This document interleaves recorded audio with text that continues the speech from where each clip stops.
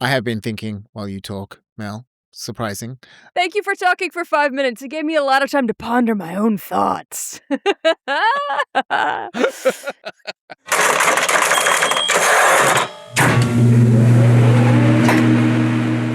Hi, I'm Mel Killingsworth. I'm Stu Willis. And I'm Chaz Fisher. And welcome to Draft Zero, a podcast where three Australian filmmakers pew, pew, pew, try to work out what makes great characters not arc. Thank you, Stu, because today we are indeed studying the steadfast or resilient character, and I'm putting arc in quote marks because the idea is that they don't arc, and we're looking at the films Moana, Apollo 13, and The Dressmaker. And this is to try and answer the question that we've been asking ourselves, I think, since like episode 5 or 6 of this podcast of like, do your characters need to have internal change to tell a satisfying story? So we're doing this first in the series of character arc explorations to go, what is the dramatic effect of choosing for your characters to not change? But then we're going to do an exploration of what we are terming positive change for the characters. And we're going to go into negative change for the characters. These are going to be separate episodes along this series.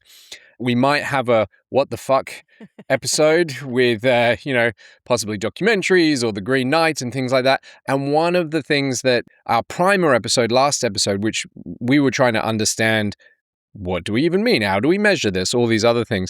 One of the ideas that came from that, for me, that is interesting is to fourth, fifth category, who knows? Another episode will be to explore films where the character might have a positive character change, but the film tells the audience that this is a negative thing in some way, and vice versa, where the characters might have a negative change for their own experience of it or by external metrics, but the film is telling us that this is a positive thing. And I'm not sure if Mel was across that, because that mind bomb was kind of happening to me over the Discord whilst you was telling me to shut up.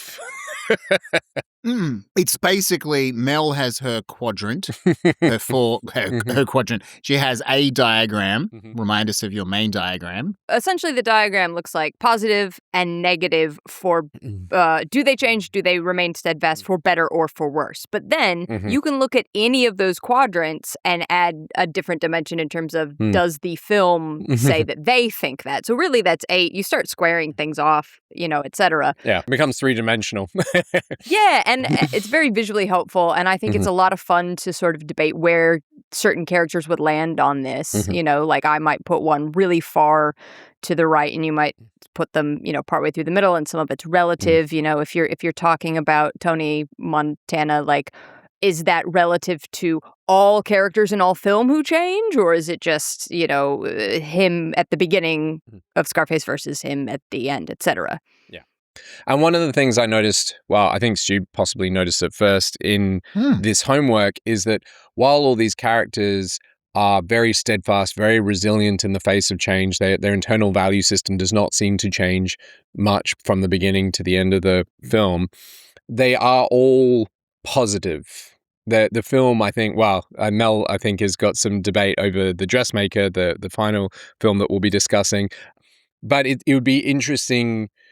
Perhaps another future episode might also be steadfast or resiliently negative characters who are, in the face of all opportunity, determined to do the wrong thing. And those it inherently sounds comedic. So that's a possible. We have nearly 128 episodes of me just refusing to change for the worst. So I think we've got enough. But before we dive into our zero context future learnings or Moana, whichever happens first, Stu, you said you had a little bit of sort of mind bombs as well from the primer episode that you wanted to get out. Well, even though we talked for 2 hours, the episode is 2 hours and the recording was a lot longer, there's 2 things I think we didn't really cover. The first one, which seems really basic, that we've talked about before, is the fundamental question of what is a character. And I know he's a little bit of a person non gratis in writing now, but I really like David Mamet's definition of a character being habitual action. That's his interpretation of Aristotle, that all a character is habitual action. And therefore, when I think it's about talking about a character change, you're talking about a character's habits changing, right? And therefore, and the other derivation of that is that means the film has to do enough setup for understand what a character's habit is, and then it needs enough payoff to understand that it wasn't just a one-off thing that they did, but it's going to stick. It's going to stick. Yeah. Right? That it's not just enough to kiss the girl or the boy or the cat at the end of the film, that you might actually need to have genders. Yeah. My cat's sitting on my laptop at the moment looking unhappy that I'm speaking so loud. The other thing, which is a little bit more complex, is we talked about punishment and reward, which we kind of distill down to maybe there's a version of that we can think of in terms of the emotional event of people coming together or further away. But I do think there's a quadrant to this. And so I'm going to bring up, and this is an idea that I did get from Emma, I love bragging about on the podcast. I'm still in that stage of the marriage, of the honeymoon period. This idea of operant conditioning. And I'm going to use the psychological terms as I understand them, which are possibly wrong, but I think we're going to translate them into screenwriting. So the idea of it is that there's reinforcement and punishment. We'll start with punishment. There's two forms of punishment, and the idea of punishment is to decrease behavior. So positive punishment is adding a noxious stimulus, right? So you do something to someone in order for them to decrease behavior. Negative punishment is removing some stimulus in order to discourage a behavior. On the other side, you've got positive reinforcement, which is adding stimulus to encourage correct behavior, giving a treat, for example, a little treat, and you get negative reinforcement, which has got two versions, but essentially one of them is like avoidance, that you allow them to avoid the negative outcomes, or the other version is you get to remove something that causes them distress, right? So that's basically that you've got additive and subtractive is the terms that I'm suggesting that we use, so they don't get confused with negative or positive. You add it, do you give them a reward or you take something away? And I'm just going to ground this into the conversation around Leia, because you actually put your finger on it, Chaz, when I'm like, what reward does Leia get? And you're like, well, what do you give to a princess? And the answer is she gets to be free and is restored to being the princess. So her reward is the removal of the torture of the torture and the captivity and the loss of her status. So that is and the medal is a positive reward for Luke. And so I think that's a good example, because I think it'll be really interesting, particularly once we get into the dressmaker when we get there, because I think of some of what makes it feel like a steadfast, and I think we'll have some interesting conversations about whether I was actually right in suggesting it's a steadfast movie, is around the fact that I think there may be stuff in there that's kind of like negative reward, that learning about the past is actually freeing you from the burden of not knowing. Or you could see that, depending on how you want to do it, you could see that as a positive reward. You now know. But they're the interesting questions. And I think as we go through Moana, Apollo 13, and then the dressmaker, I think it'll be kind of useful. And it's going to be particularly useful in the context of negative arcs, I think. What is because what we might be seeing as a positive, like it's the classic, they just get money, so therefore they're encouraged to continue that behavior, and then what we're actually seeing is a certain kind of a removal of something else. Anyway. All right, zero context learnings. Stu, do you want to go first this time?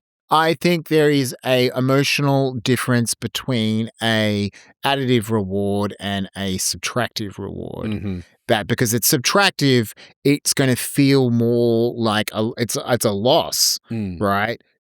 In a way. Yeah. We'll get into that, and I think there is a difference between a positive punishment and a negative punishment. Yeah. Mel? Emotionally. What has Mel from the future learned? My no context learning is Weebles wobble, but they don't fall down, and that's what makes them steadfast.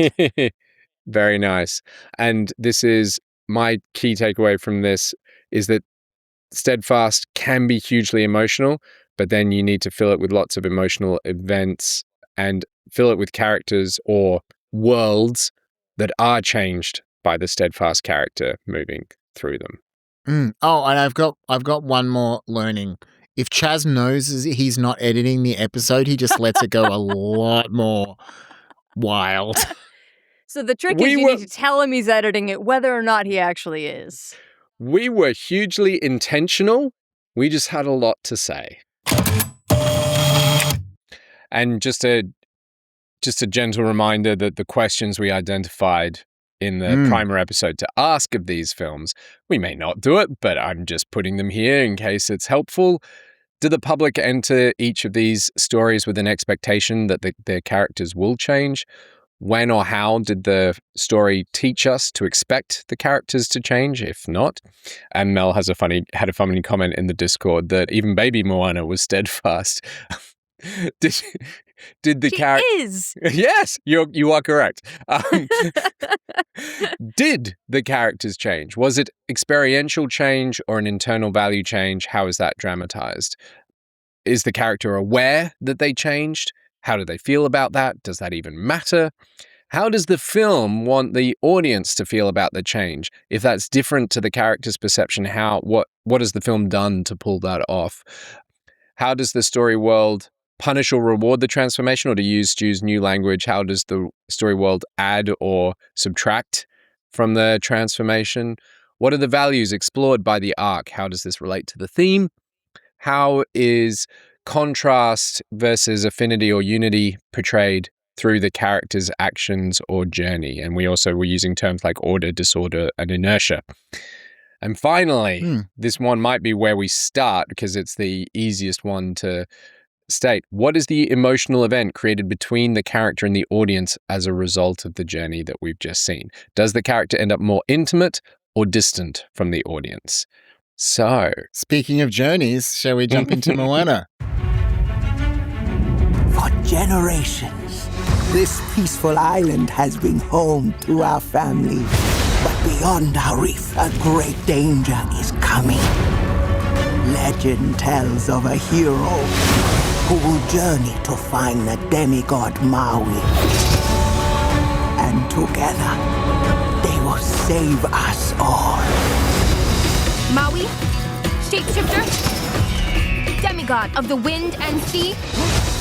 I am Hero of men. What? It's actually Maui, shapeshifter, demigod of the wind and sea, hero of men. I interrupted from the top. Hero of men. Go. I'm not going on a mission with some little girl. This is my canoe, and you will journey to different. Did not see that coming. The ocean is a friend of mine. First, we gotta go through a whole ocean of bad. Kakamora. Kako, what? They're kinda cute. just to give the traditional enormous list of credited writers for an animated movie, we are in fact doing the 2016 animated version of Moana, not the impending, horrifying looking film live action version. I shouldn't prejudge. Maybe it's good, but the trailer was not inspiring. So Moana, the screenplay is credited to Jared Bush, with story credits to Ron Clements, John Musker, and Chris Williams, who are all directors of the film, and Don Hall, also a director, as well as by Pamela Ryburn, Aaron Kendall, and Jordan Kendall. Candle, not Kendall. Both of those last two. Sorry, Aaron and Jordan, for butchering your name. Okay, who would like to summarize this film? Just quickly before I summarize, I'm so glad we picked Moana because we were looking for an example of hero's journey that was steadfast.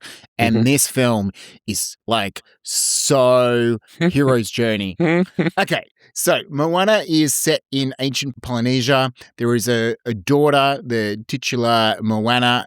She's like 10, the daughter of the village chief, and she's chosen by the ocean to go and find the Maui. The heart of Te Fiti.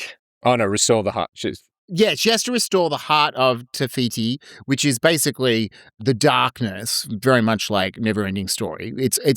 I think it's pretty clear to an adult audience. It's kind of reading it as some kind of active volcano, and they need to restore the heart to this mountain. And in order to do that, she needs to set off on a journey to find Maui, a classic kind of trickster character, who actually is the one that stole the heart of Te Fiti, and along that way they'll have many adventures.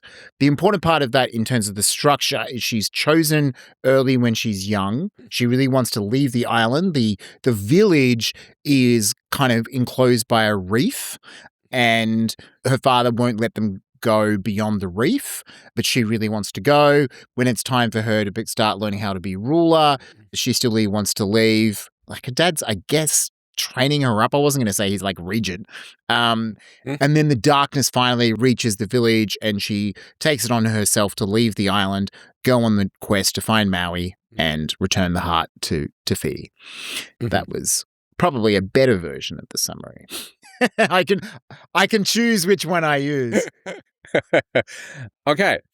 So what are, like, in terms of defining, I guess, the patterns, the very first song is actually, I mean, it might not be the first, but it's early on. It's the dad singing to Moana, saying, and the introductory line to it is, "You must learn where you're meant to be."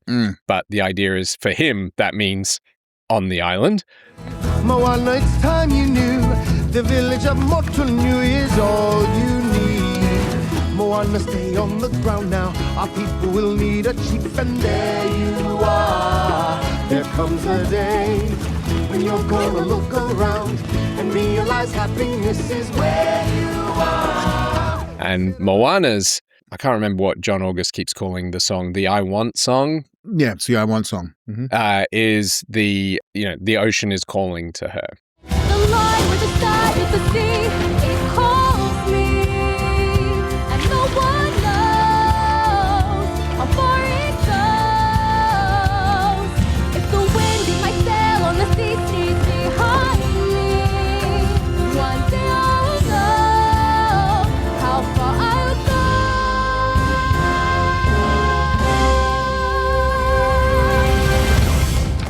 And like you said, Stu, the ocean is calling to her before there's even a mission to restore the heart. I mean, the whole film does open with the grandmother telling the story, so we understand there is a mission at the beginning, but baby Moana is just being called to the ocean. She's not being called to restore the heart of Te Fiti. No, she's toddling out to the ocean and interacting with it, and like, oh, I want to go to there. Yeah. I mean, question, has anyone ever met a toddler that is not really steadfast and stubborn? Once they get an idea in their head. They are I want machines. But they don't always keep that idea until they're 10 years old. Yeah. But this is a great example, because often we're like, as storytellers, we're like, I'm glad we're doing this episode, because it gets it out the way that Moana's values, I guess, are challenged in that the escalating external stakes, going back to our episode on secrets and clues and narrative velocity, Moana is being pulled. She's not being pushed. She wants to do this, right? She is doing this in the face of what everyone else around her, other than her grandmother, are telling her to do. She is doing this, and because she's being pulled, the external stakes have to consistently escalate to challenge her resolve and her resilience and her steadfastness. And I don't know if it's bearing the lead or if this is a really clear example through this lens, but there's only one point in the entire film where she doubts her resolve to give the heart back to Te Fiti to go on this mission. And it is the low point of the whole film. Like, she found Maui. She convinces him to go on the mission with him. They go to the realm of monsters. He gets his hook. There's assaults by coconuts on the way. He gets his mojo back. And they finally get to the island. and they fight the lava monster Tamatoa. And because Moana is so steadfast, this is the bit that I found interesting. It's Moana's steadfastness that leads to the low point, right? She is not listening to what Maui is saying. And because she's not listening, he uses his hook to defend himself from the lava monster, and his hook almost breaks. And because his identity is so tied up with his hook, he leaves, and that is Moana feels unable to continue. But I find it so interesting that it is her steadfastness, like her resolve, her refusal to listen to anyone, that led to the low point, that led to the downfall. And she goes, I'm not the right person. Take the heart back, Ocean. Choose someone else. I'm not the right person. You have to choose someone else. Choose someone else. Please.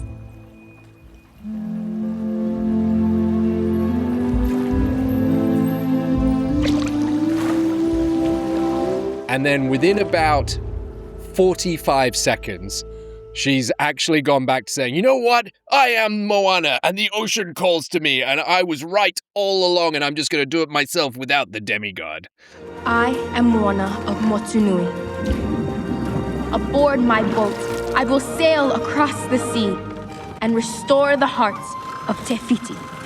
I find it interesting. Like, in the reprise of her I Want song is the at the moment of doubt, the ocean calls me, come what may, I know the way, I am Moana. Right? I will carry you here in my heart, you remind me that come what may, I know the way, I am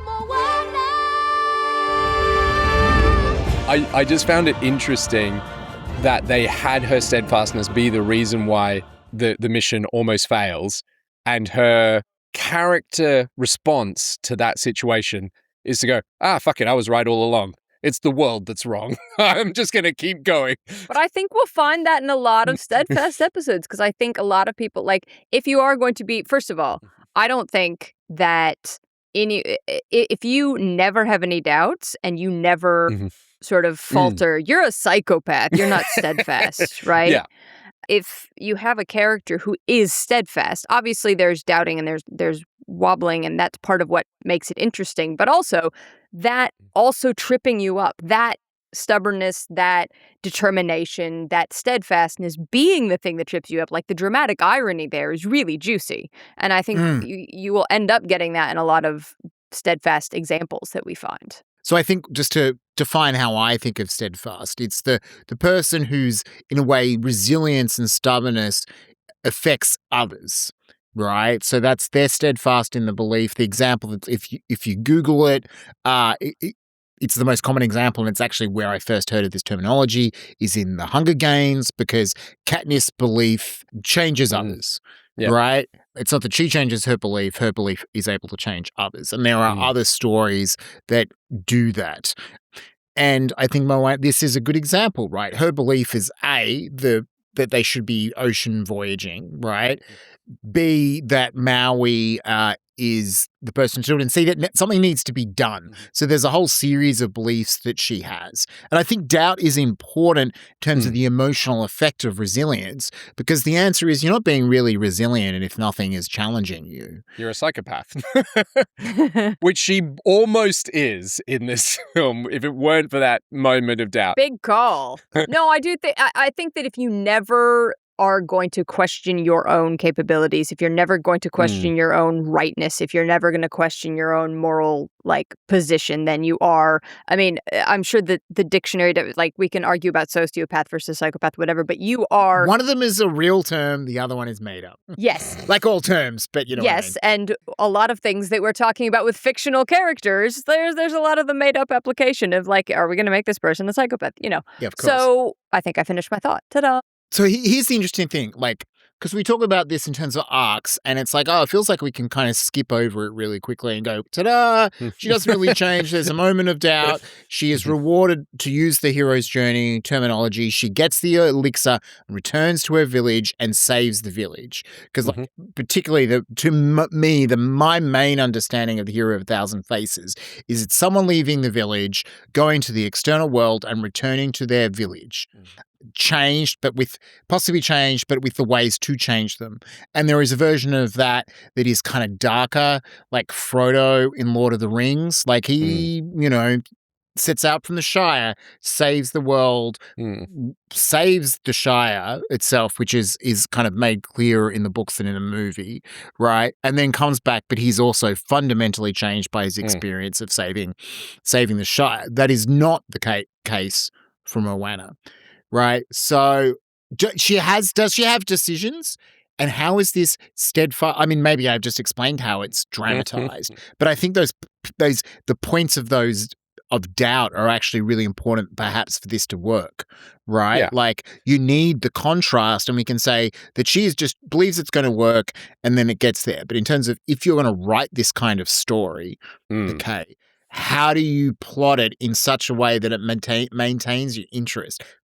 And is emotionally affecting, because no surprises, I was crying through most of this. Yeah. I think you need internal and external challenges, and I think the external challenges should be both friendly and non-friendly, which you get in Moana. Like you need a multitude of challenges to not just prove the steadfastness, but to show it in a dynamic and interesting way. And you get that in this. You have the fact that her, right at the start, her dad's like, no, you're not going to do this, right? And then she goes off and she finds a frenemy. Yeah. Mm-hmm. She finds a frenemy who also challenges her ability to do that. And then she finds giant crab that is like, ah ha ha, and then she finds a lava monster. Like you have a range of different friends, frenemies, and enemies who challenge it, and that keeps it interesting and shows the resilience and steadfastness while also keeping it dynamic. There was one other main moment of doubt in my head that I can remember, which is when to get into the realm of monsters, you have to jump down a seemingly bottomless pit. Yep. Mm-hmm. And Maui jumps down. Easy for a demigod to say. And I don't think expects her to, and he doesn't expect her to jump. And she summons her courage. She has to summon her courage to remain steadfast and resilient. So circumstances then, you might say also challenged by like circumstances. It's also really worth noting that we're talking about the protagonist here, because even in these summaries, it's really clear that Maui undergoes massive positive changes. Huge change. He goes from being a powerless captive on a desert island to being not just having his full power restored, but also to be liberated from what I think Tematoa in song says to him, like, you crave the affirmation of these mortals, like you're trying to replace the love that you had, that you lost from being rejected by your parents. Whom amongst us, etc. I wasn't born a demigod. I had human parents. They took one look and decided they did not want me. They threw me into the sea like I was nothing. Somehow, I was found by the gods. They gave me the hook. And so Maui overcomes that as well. So he's not just restored to his glory that he was previous to the whole journey, but he's in fact, totally improved. And Moana's father. And he goes through fear. Oh, yeah. He goes through, I don't want to. He goes through, I can't. Like, he absolutely has to change and overcome a lot, but it's a massive arc for him. And at every point of that that there's characters doubting, Mhm. Maui is doubting. And the one of the delightful things about the movie is he's got these elaborate living tattoos, and on his living tattoos is a tattoo of himself that kind of acts as his conscience. It's like the Maui that he wants to be. So, he's telling him off when he's abandoning Moana, and Good. yeah.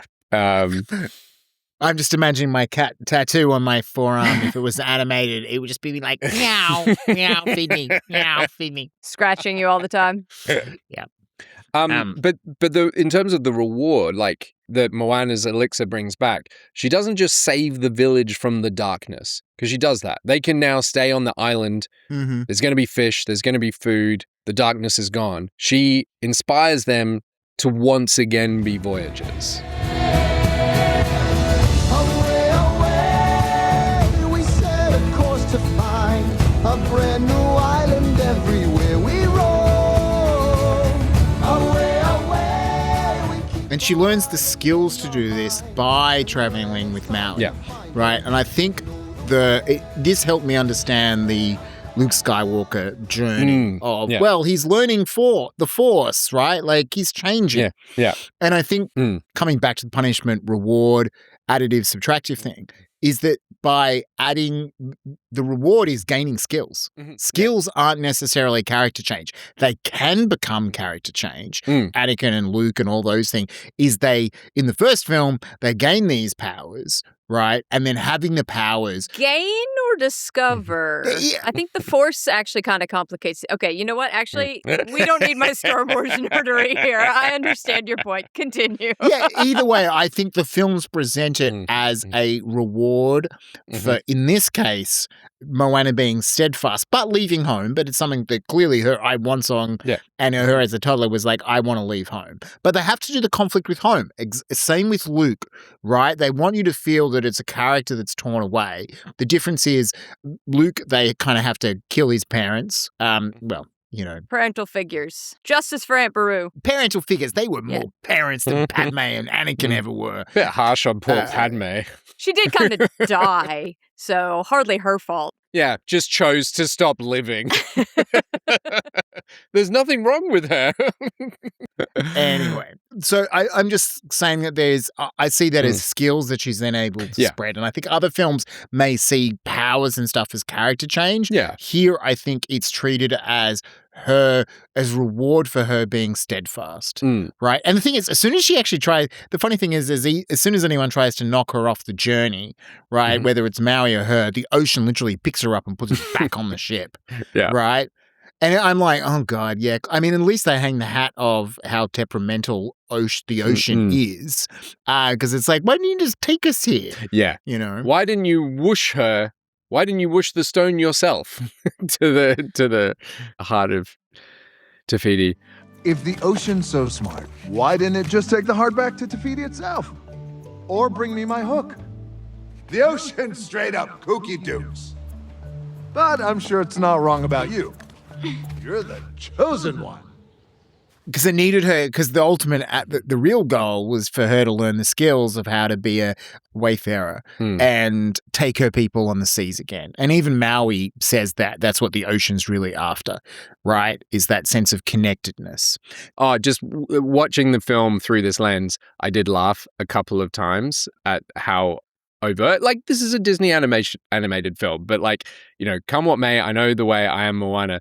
And then at the end, Maui, I laughed because Maui has to learn what Moana knows from birth, which he says, hook, no hook, I'm Maui, right? That's one of his last lines. He has to learn, he has a positive fundamental character value change as a result from hanging out with Moana. And it's beautiful. I'm sorry about your hook. Well, hook, no hook. I'm Maui. But yeah, I do think it's important that we don't conflate like upskilling with change because you don't have a character change just because you gain a new skill. You have a character change because there's sort of a fundamental shift in how you see the world, how you interact with the world, who you are, the decisions that you're going to make. Yeah.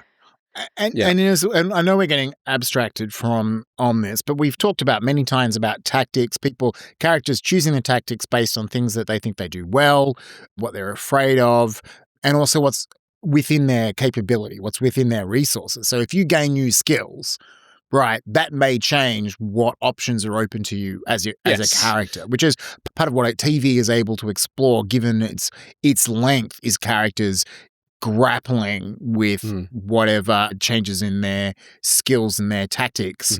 Well, I mean, I'm thinking of The Shield, but I mean that's so, we talked about it many episodes ago in TV pilots, but that is absolutely, it's a tragedy. It's about a character learning just how far. Oh, I can keep on going further and further and further, and I will rely on violence more and more. So, in terms of Moana and emotional events, so I think the doubt's important. I think the trickster character is really important. I think we've already talked about it being the low point. I think a lot of these structural stuff still works even though she is steadfast, right?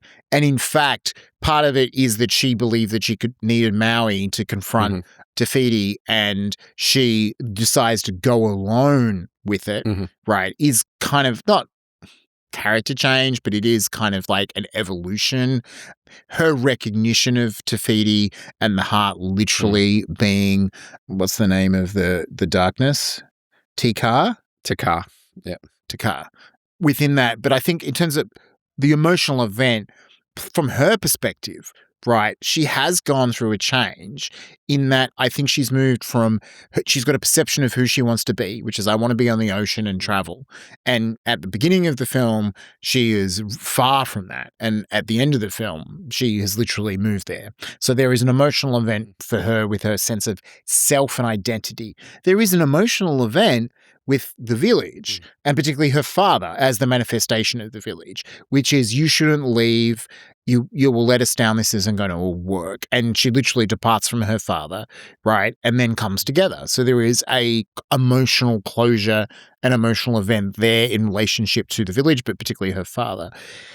How do we think that emotional event tracks for the audience, and how do we feel closer to her or further away? I mean, part of it, spending an hour and a half with a character that we love, that's funny and maybe resilient in itself is enough to make us go, they're, I'm on their side because we love underdogs and we dig for it. That brings us closer. But is there anything else in the script, the filmmaking and the screenwriting and the storytelling that brings us closer to her in terms of an emotional event?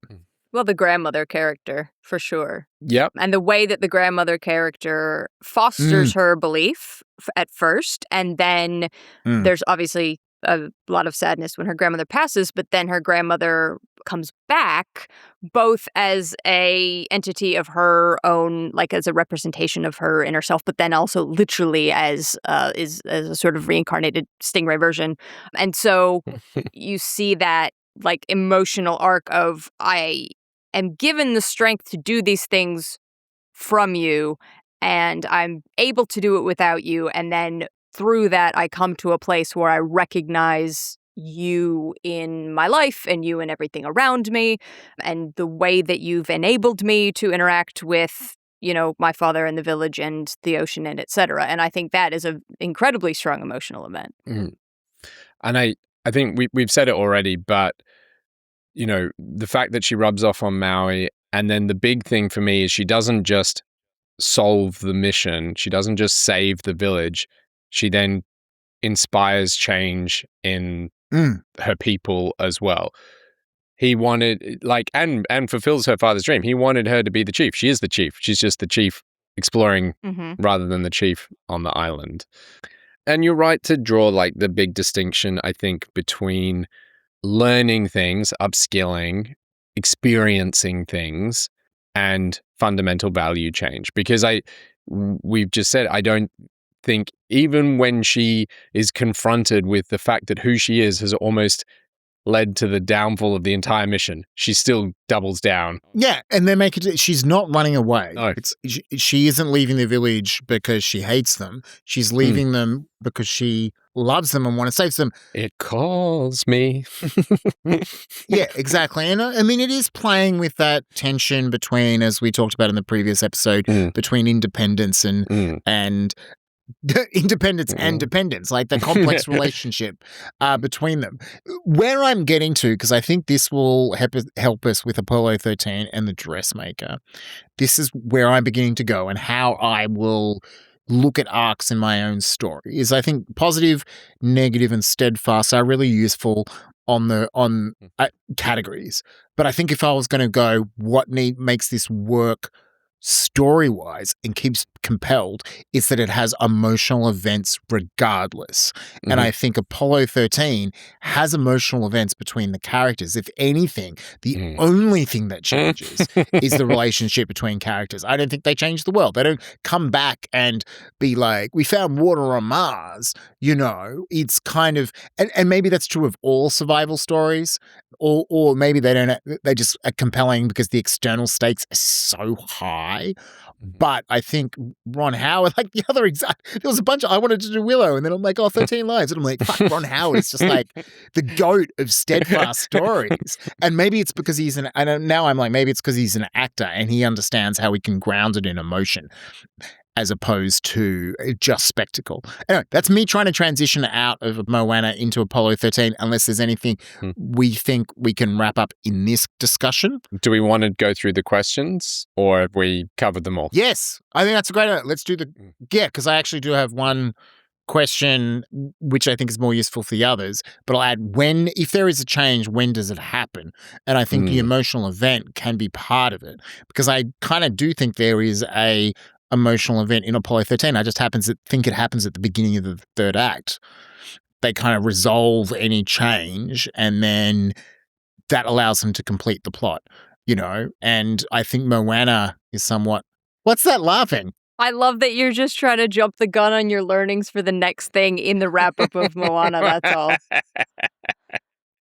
You know how this podcast works, Mel. Good Lord. I haven't even introduced the film yet. Yep. I'm just saying this is what this is what talking about Moana has led me to think about. And then maybe at the end of Apollo 13, I'll be like, that was all wrong. Now, these first two questions are kind of interrelated, but I think the first one's harder to answer than the second. So the first two questions are, do we as the audience enter this story with an expectation that there will be a character arc? And when or how does the film teach us to expect a character arc? Because the first one is kind of like potentially related to genre, potentially related to trailers, or what you're thinking going in, or who the filmmaker is. I think it's, for this in particular, the Disney princess kind of, it's not even, I mean, obviously it's like a sub genre, so obviously you have genre, adventure. You also have genre Disney, and I know it's not quote unquote a Disney, the broad category of Disney princess. Daughter of the chief. Yeah. It's like a running joke in the film that she says, I'm not a princess. I actually think that a lot of Disney princess stories, not all, but a lot of Disney princess stories are steadfast and have another character who changes significantly. And again, not all. And then you also have Disney princesses like Jasmine, who are really a tertiary character in the story. And, so yes, sure, she's steadfast, but also does she have much of a choice? But I think a lot of them are, but there still is going to be, are you about to challenge Jasmine being a Disney princess? No, I'm wondering if Willow is a Disney princess. I would say that Willow is two Disney princesses. And if you watch the TV show, I'd love to watch the TV show if I could still watch it. I mean, it does, as a matter of fact, turn out that there is literally no legal way to do it for the foreseeable future. Yes. Anyway. Did they take it off Disney Plus? Oh, it only lasted less than a year. How dare they have queer and interracial... No, but why did they take it down?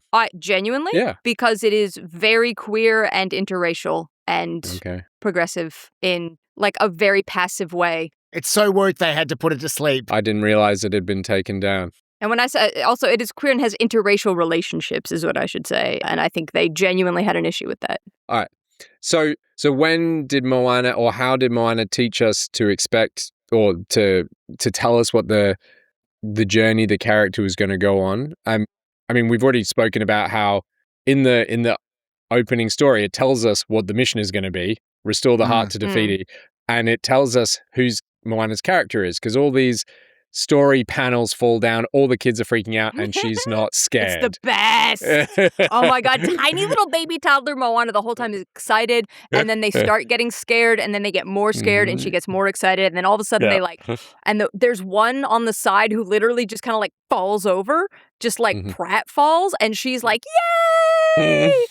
But I actually think it teaches you in that first like 15 minutes to expect her to be steadfast, because it both through story narrative and through song and also through visuals, because you see like, you know, toddler Moana running to the ocean in the same direction, and then you see 5-year-old Moana running to the ocean, and then you see 10 years. She continually over 10 years has expressed the same desire, the same like determination, the same, I do think we should go out there. I do think there's something better. I do think that we should explore. And so I think it actually teaches you, and obviously it helps that there's montages and there's music and that there's, you know, all these pretty colors going everywhere. But I think that the first 15 minutes does tell you to sort of expect that. Yeah, agreed. Did the characters change? We've talked about this. Was it experiential change or internal value change? How is that dramatized? We've discussed all of that. But to Stu's question, I'm putting it in here. If there is a change, when does it happen? So are you talking about Maui or Moana here? I think that's an interesting question. I would say Moana is given the opportunity to change at the end of the end of the second act, the break into the third, right? The low point for her is, do I turn around and give up? Do I accept?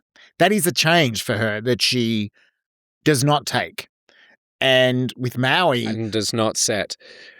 I would say with Maui, he's got a similar thing, which is when his hook's damaged, he's like, well, I'm not going to rescue my magic hook, right? And then he literally puts his hook on the hook when he, you know, when he tries to stop Takar, right? And then he breaks the hook. But that is like a moment of change for him, is him going, I'm going to risk this thing that I considered most valuable. So that is definitely like a dramatization of a choice, coming back to our final choices episode for him. And him showing up at the last minute is like Han Solo. Absolutely, yeah. Oh, yeah. Reluctant hero, fine. I'm going to come and save the day.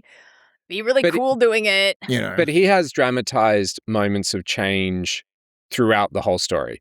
We meet him, yes, and he is arrogant to the point where, you know, the You're Welcome song is just so brilliant. He expects gratitude from all humans and is confronted by Moana saying, you are not my hero, right?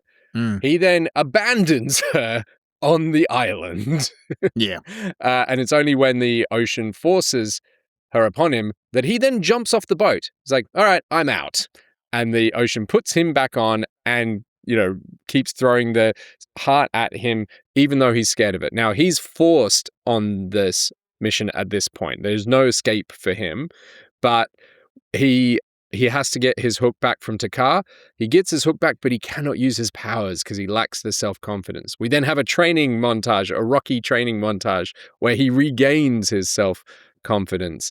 We then have him abandoning the mission when there's a risk of him losing his hook, and then the final dramatized change where he's willing to give up his hook to be Maui. He doesn't need his hook to be demigod of the wind and sky. So there's lots of dramatized changes and confrontations for Maui throughout.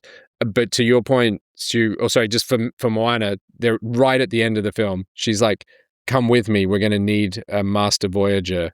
And he says to her, they already have one. So I think she does that's have That's when I get emotion. Well, because that goes to the next question. Is the character aware that they changed? They're not really. They're not aware of the skills that Moana is not aware of what she's capable of. She's always resilient. Like, the internal values aren't changed, but she needs to be told by Maui that she can lead her people off into the ocean. So how does the film want you to feel about that change? Emotion. Happy. Yeah, but positive. Like, we're pretty, this is only, I think, an important question where I think the film is trying to tell us something, make the audience feel differently to the characters in relation to their journey. I do think you're changing your feelings with Maui, right? In the same way, like, I'm just going to it now, which is that Maui is similar to Han Solo and Madmartigan, which is, you know... We just hung up on Star Wars and Willow now. Yeah, because there are other versions of this that we talked about doing for Hero's Journey. So I'm just using Moana as a way to kind of condense these models, which is all of three of them, those characters are kind of forced on the mission at the beginning, right? And then they all have choices where they could choose to leave, but come back because of the resilience of the hero character. Or sometimes they do choose to leave. Like they actively leave and then it's like they get halfway down the road. We don't necessarily see that, right? Because it's going to be a surprise. They get halfway down the road and go, all right, and turn around and come flying in to save the day. Dun, dun, dun. That's what all three of them do that, is my point. Maui, Han Solo, Madmartigan, they all actively leave the quest that they were forced on. And then often off screen, they have the moment where they decide to come back, but because it's the influence of the main character. So I'm just kind of recognizing that beat. We've seen the beat. I'm sure there's earlier examples. But I think it's a good dramatization of the effect of the main character's resilience on those around them. And it does tie to the kind of Michael Arndt ending, you know. How does the story world subtract or add to the... I've got punish or reward the transformation. I mean, we've already said she rescues the island.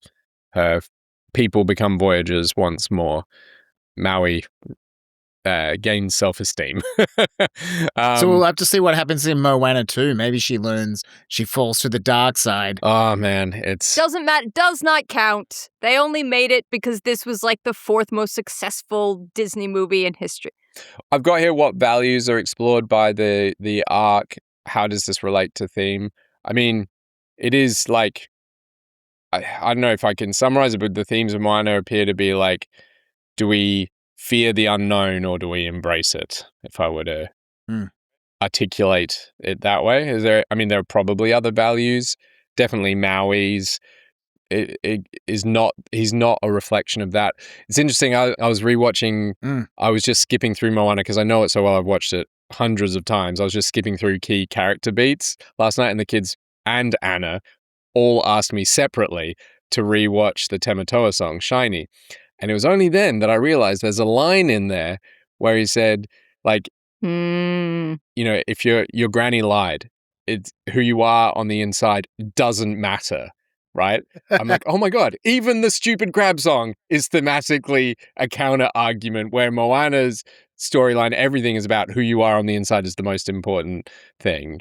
And that's definitely for Maui as well.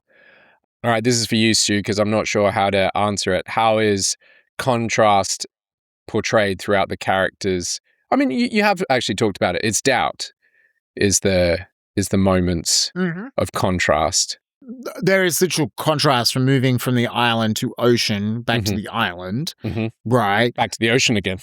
Back to the ocean again. Yeah. But yeah, it's the sense of doubt, right? And the ways I would say that's the main thing. And what is the emotional event created between the character and the audience as a result of the journey? What did you feel, Stu, when you were emotional? In terms of like the binary for Judith, is like more intimate or distant? Oh, I definitely feel more intimate with the character, but I'm trying to work out if there was anything. I asked earlier, is there anything story-wise or filmmaking-wise that affects that? But I think the music does a lot of heavy lifting. All right, Mel, you have once told me that you are aware of every single major space disaster in the US space program. Have I? Yes. I mean, I believe that I told you that. I just do not remember telling you that. Apollo 13. So we're transitioning into Apollo 13. Apollo 13 flight controllers, give me a go, no-go for launch. You know that Easter vacation trip we had planned for Acapulco? Procedures. Go. Control. Go flight. There might be a slight change in destination. Really? Maybe say the moon. This is the crew of the Apollo 13, wishing everyone back on Earth a pleasant evening.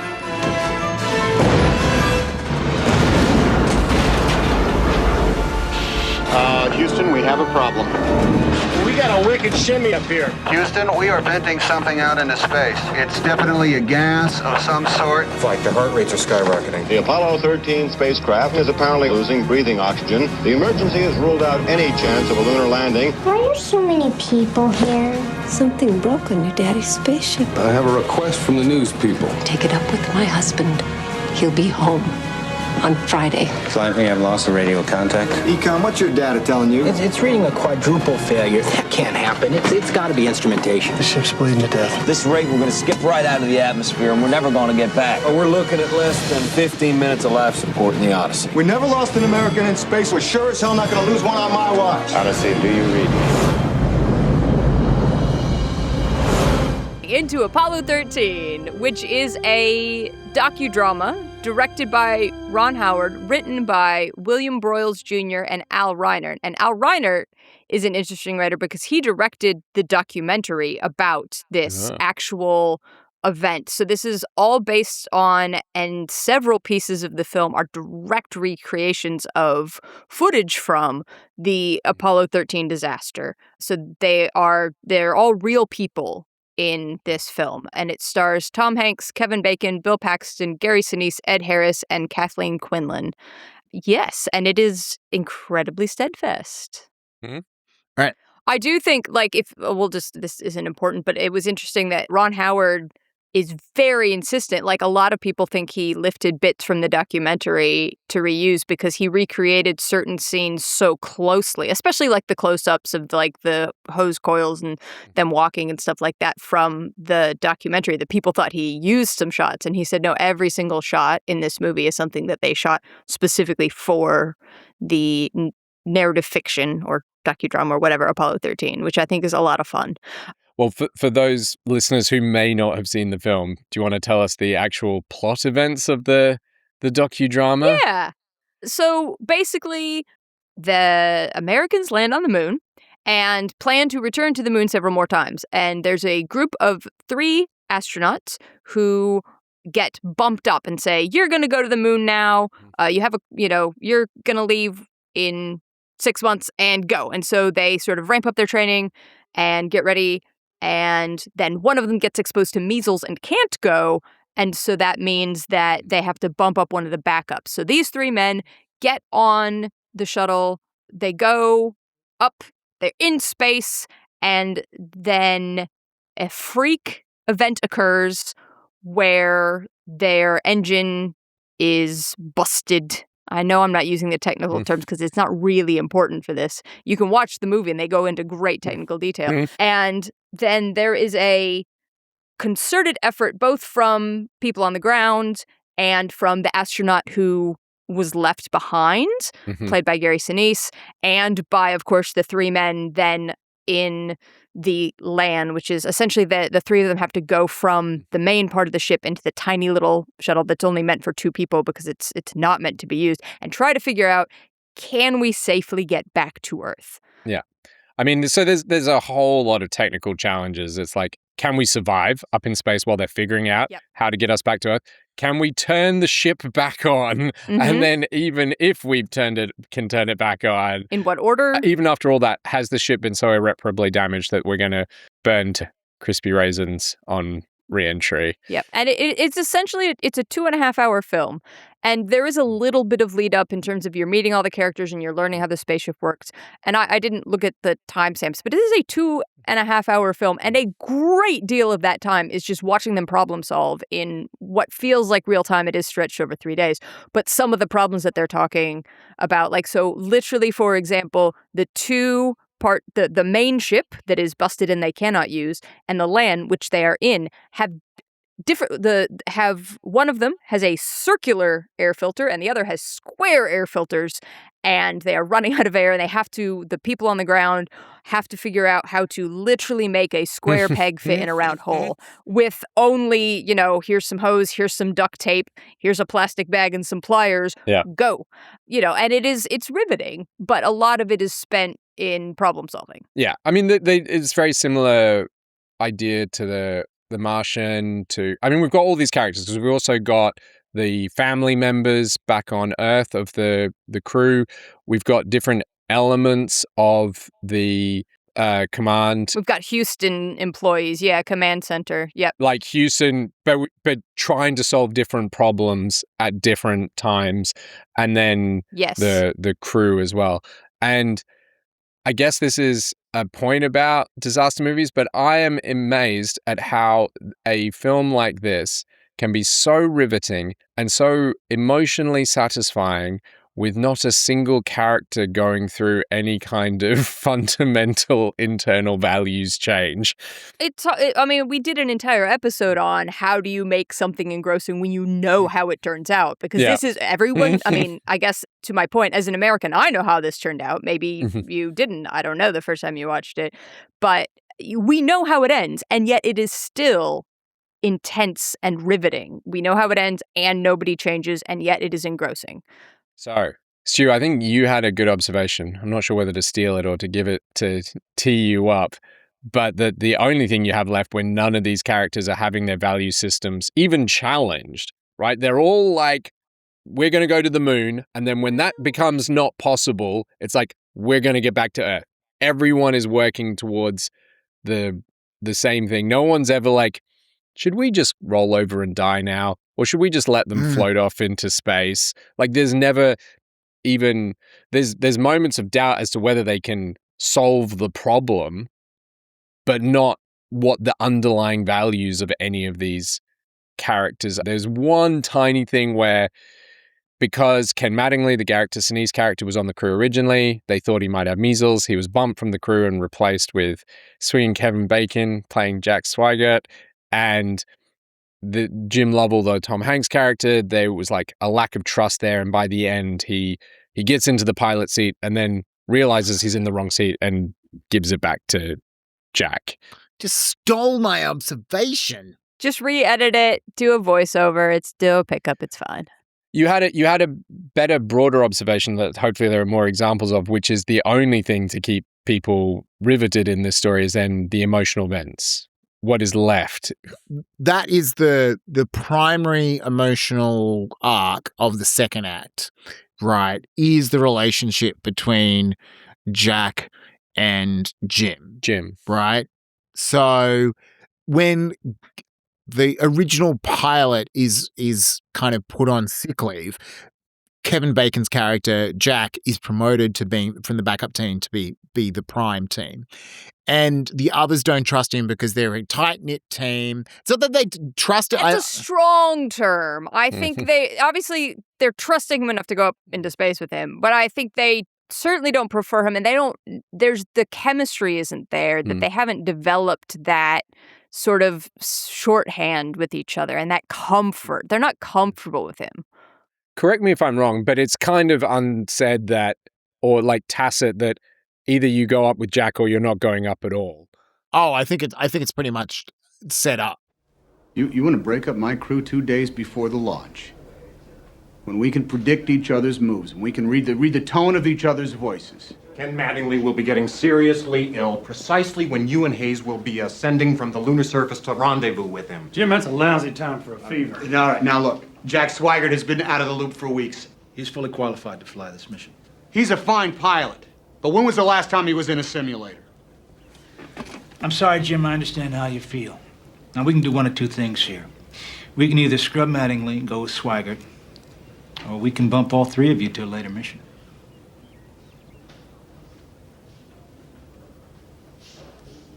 I've trained for the Fraumora Highlands. And this is flight surgeon horseshit, Deke. Jim, if you hold out for Ken, you will not be on Apollo 13. It's your decision. It's pretty explicit. And then later, Jim, when he has to tell Ken that he can't go, says it was his call, which is interesting, taking that responsibility. You sure about this, Jim? I mean, why don't I go upstairs and talk to Deke? I'm sure we can work this out. This was my call. Must have been a tough one. Look, I don't have the measles. I'm not going to get the measles. The point is, like, they are distant. Yes. To use the word, they are distant, right? And part of the differences of values as the show pitches it is that when we first meet Jim, he's with his family and his wife at his house, and so are the other astronauts except Jack, Kevin Bacon's character, who's being pretty explicit with a guest there, right? So the fact that Jack is a bachelor and they hang the hat on it is a point of difference between the others. I don't think it's explicit, but the whole thing is Jim wants to go back to home, his wife, his family, all those things is a big drive, right? But that Jack not being a family man is, and probably in the context of the 1950s, is actually probably enough to keep them distant. So the second act is them coming together. The low point, and I'm pretty sure it's the low point, is when Jack, Fred, which is the Bill Paxton character, and Jim all have a kind of argument between us. The tensions are rising, that they're losing their shit, which is something that's actually pretty rare for astronauts. And then they hang, and then they go, oh, it's the carbon dioxide. But it's enough for them to kind of justify airing their dirty laundry. Listen. They gave us too much Delta V. They had us burned too long. At this rate, we're going to skip right out of the atmosphere, and we're never going to get back. What are you talking about? How'd you figure that? I can add. Jack, they've got half the PhDs on the planet Houston working says on are this right thing. on the money. And what if they had made a mistake, all right, and there was no way to reverse it? Do you think they would tell us? There's no reason for them to tell us. You mean they're not going to tell us? That's bullshit. All right, there's 1,000 things that have to happen in order. We are on number 8. You're talking about number 692. And in the meantime, I'm trying to tell you we're coming in too fast. I think they know it, and I think that's why we don't have a goddamn re-entry plan, That's all right? duly noted. Thank you, Jack. Ow! God damn it! Hey! Piece of shit! This piece of shit's going to get you home. All right. That's because that's the only thing we got left, Jack. Now, what are you saying, Fred?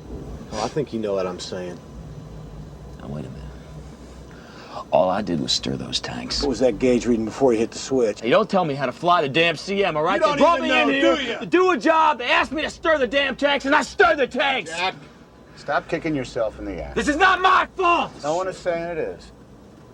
If I'm in the left-hand seat when the call comes up, I stir the tanks. Yeah, well, tell him that. I just asked you what the gauge is reading. All right, we're not. And you don't know. All right, look, we're not doing this, gentlemen. We are not going to do this. We're not going to go bouncing off the walls for 10 minutes, because we're just going to end up right back here with the same problems. Trying to figure out how to stay alive. And then after they build a contraption that literally puts a square peg into a round hole, and the CO2 levels go down. Houston, the CO2 level has dropped to 9, and it is still falling. Yes. Good job. That is good to hear, Aquarius. And then it's resolved.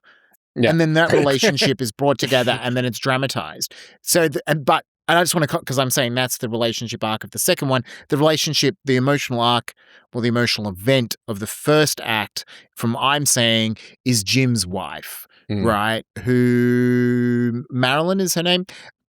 Marilyn is basically like, I'm not going to go to the launch. I've been to enough of them. And then she turns up. It's just a wobble the same as Moana has a wobble.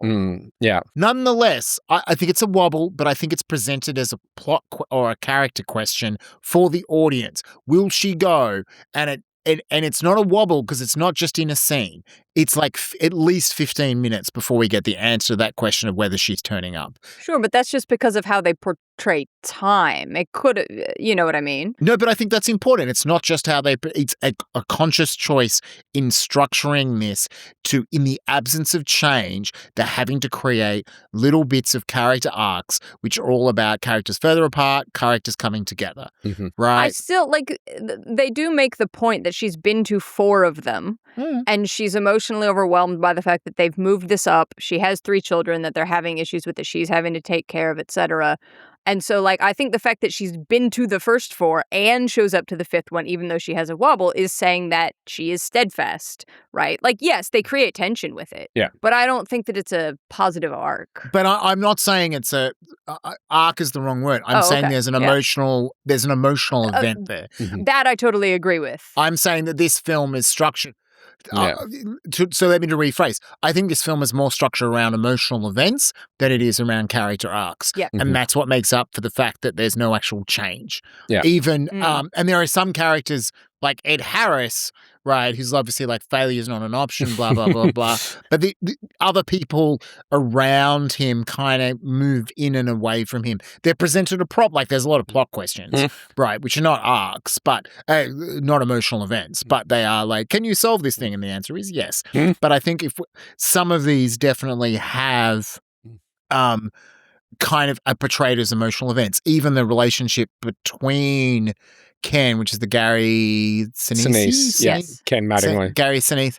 Yeah. And what's the name of the guy, the NASA guy who worries about the power? I can't remember the name of that character. Consumables manager Cy Liebergott. I've got the Wikipedia. I did not pull that out of my ass.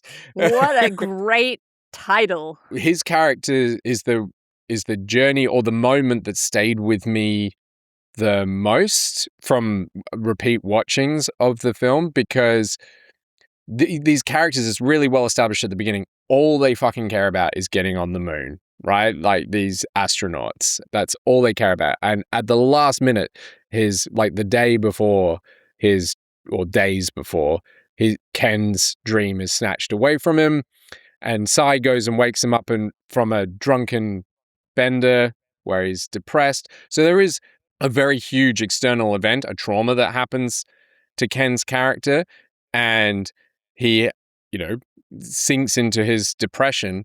But the moment they need him, he is there, right? He gets up, gets dressed, starts working the problem.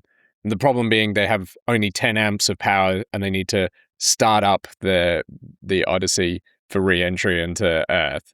And the one nod, the one bit of sort of grumpiness he allows himself is when he shows up, when he's talking to Jim, when he's giving the instructions to Apollo 13 as to how to fire the ship back up. My memory is, like, he says he still doesn't have the flu.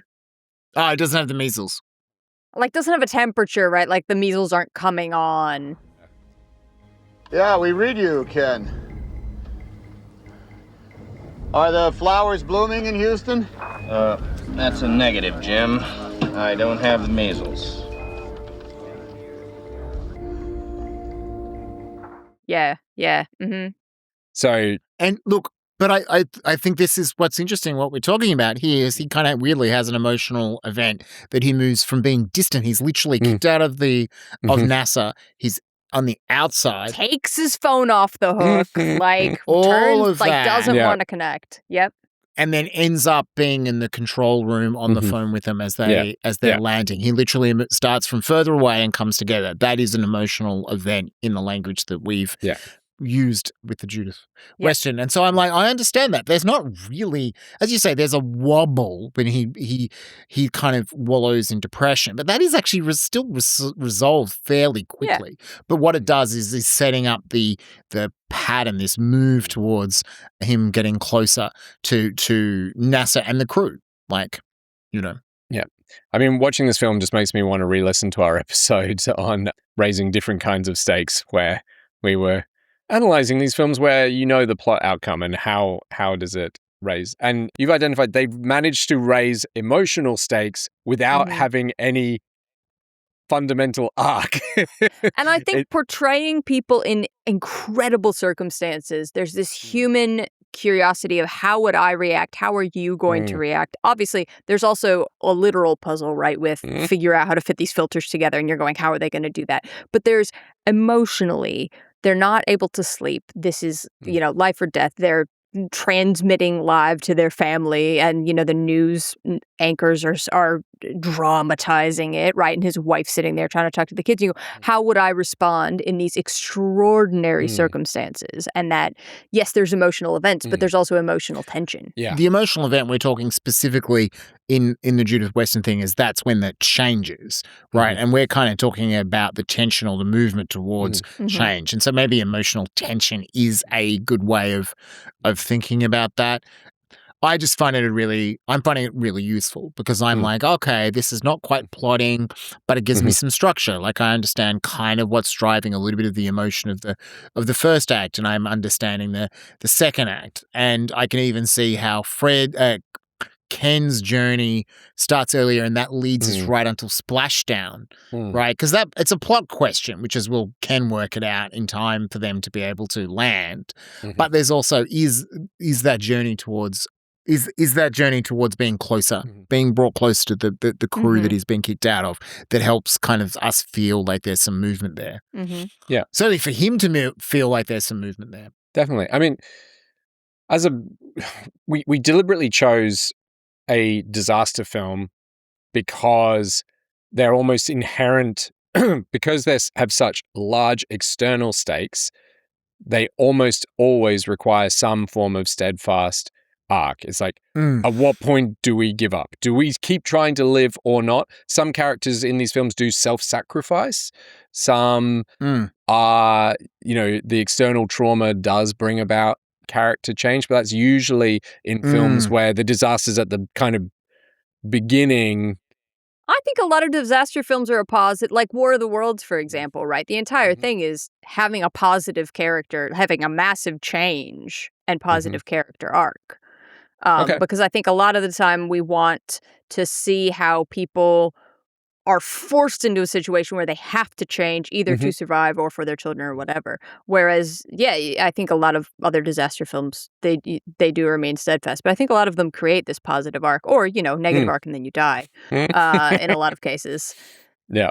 Stu and I, we've done it on the podcast and it's a film that we really love. We did it in Antagonist versus Nature Antagonist with The Grey, right? And that is just a bunch of men trying to not get eaten by wolves, and eventually they all get eaten by wolves until the last one is also going to get eaten by a wolf, but it ends positively because he's still fighting.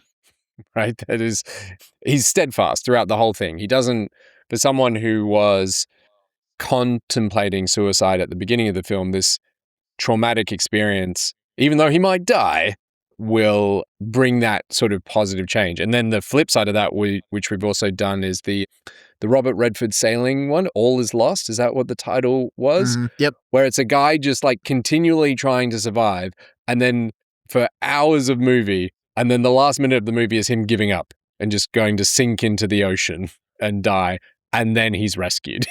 So the whole film is like, what does it take to make Robert Redford give up on life? This is what it took, and now we'll save him. Well, some people have argued that was kind of like a dream. So here's the interesting thing with Apollo 13, because we've talked about the emotional event in Moana between the characters and themselves. There's like a change in relationship with yourself. Do any of these characters have a change in relationship with themselves? Does Jim feel like he's moving closer to his sense of identity? If anything, he just feels like he's accepting that he's never going to go to the moon. And I don't even know if he does accept that. Like, I don't believe that Jim Lovell, as a person, stopped wanting to go to the moon despite this experience. I mean, did Jim Lovell go on more missions after this? I'm now going to go to. He did not. Yeah. It's the title cards that pop up at the end of the film. I think that was his last. I believe that was his last mission. I believe the only person. I might be misremembering the title card wrong. I think Jack Swigert did, but I don't think anyone else did. I might be misremembering. But no, Jim Lovell never went to the moon. And I think there's a difference. There's an interesting distinction between would he ever stop wanting it? Absolutely not. But would he finally accept that it's not going to happen? Those are two very different things. Yeah. I think you can accept that it's not going to happen and embrace the yearning and say, okay, and yet that's out of my reach. But I think his whole thing coming with, the tensions with his family and the tensions with, like, at some point you attempting to do this despite, like, literally freak accidents and almost dying in space and being, like, the first, Apollo mission to ever lose members, etc., is going to tear you and your family apart. Like, at some point there has to be, I think he comes to that understanding as a character. I don't know about as a person, but I think what the film is dramatizing is that he comes to that understanding that this was his last shot if he wants to maintain his family situation. Yeah, and maybe that is a very, very slight arc for him. It's acceptance. And it's also, he could have gone to the moon, right, on this mission. Yeah. And so he has to accept that this was his last shot. Well, you know, he could have, his wife kind of wants him to stop risking his life to get to the moon, right? Mm-hmm. And so by the end of it, has he moved to that position where he's going to stop risking his life trying to get to the moon? And it's not just risking his life. It's risking his life. It's canceling the family vacations. It's not being there for his children who are coming of age. It's all of those things. Yes. So maybe there is a very, very slight Acceptance, yeah. change in values. Yeah. I think he's realized that the clock has run out. I'm going to stop at nothing until I get to the moon at the beginning of the film, to accepting that there may be more important things in his life than getting to the moon. And this is a change. If it happens really freaking late. Yeah. Right. Yeah, And does it even absolutely. happen? The fact that we're kind of debating it, I don't think the film is trying to make it a point. It's kind of done in the title card. Yeah. Yeah. Yeah. I mean, and we're inferring it from a title card. They're not. Yeah, he's forced into it, essentially. He doesn't have a moment with his wife where he says, No. I'm never going up there again. You're my exactly. moon. Like, The 3 words every wife longs to hear. I mean, maybe that's a useful point for us to go into the questions for Apollo 13. All right. Yeah. This is an interesting one. Does the audience enter this story with an expectation that there will be change? I think given the audience is likely to know the plot of what they're going into in relation to Apollo 13, I think they will expect some kind of change. Character change. Yeah. Yeah. Or more of a steadfast story where it's like they defy all odds, you know, like a steadfast in their belief that they can survive and they do it, right? I agree. I do think you come in there. The audience knows there's going to be trauma. So much trauma. So how does the film teach us to expect the characters to change? You guys have watched it more recently than I have. What does the setup do to tell us about these characters? I think especially for Jim, I think it tells you, like, this guy he says what he means and he does what he says, and he's very straight arrow and he's not going to change, and that is positive. Like, it demonstrates that with, you know, his interaction. His wife knows exactly, like, the moment he announces, by the way, there's this, she knows exactly what he's going to do because that is who he is and that is what he's always done. And I think it demonstrates that they are very, you know, they have one, exactly like Moana. They have one goal. Hers is the sea, theirs is the moon, and they are going to reach that goal. Ta-da! And I think it sets you up for that in the first, you know, again, sort of 20 minutes, which cover several weeks of time. I think there's a bit of dadcore to it. A bit? Just a tiny hint. The most dadcore movie to ever dadcore. No, that's Taken. I'm sure there's dadcore before Taken, but to me, it's the prototypical. At least there are literally more women speaking roles in Taken than in this movie. Yeah. Women can't go to space. How do they pee? How many tampons did they send in space with the first female astronauts? It's just like hundreds 3 years worth or something. Yeah, insane. Also, there's a very technical answer to that, but we're not going into that. Yeah. All right. So I in Taken, the whole thing is his wife and his daughter and stuff, they don't respect him, okay, in the first act of the film. And then the whole second act of the film is about him doing the thing, and then they come to go, oh, you're actually awesome. It's arc of awesome stuff, right?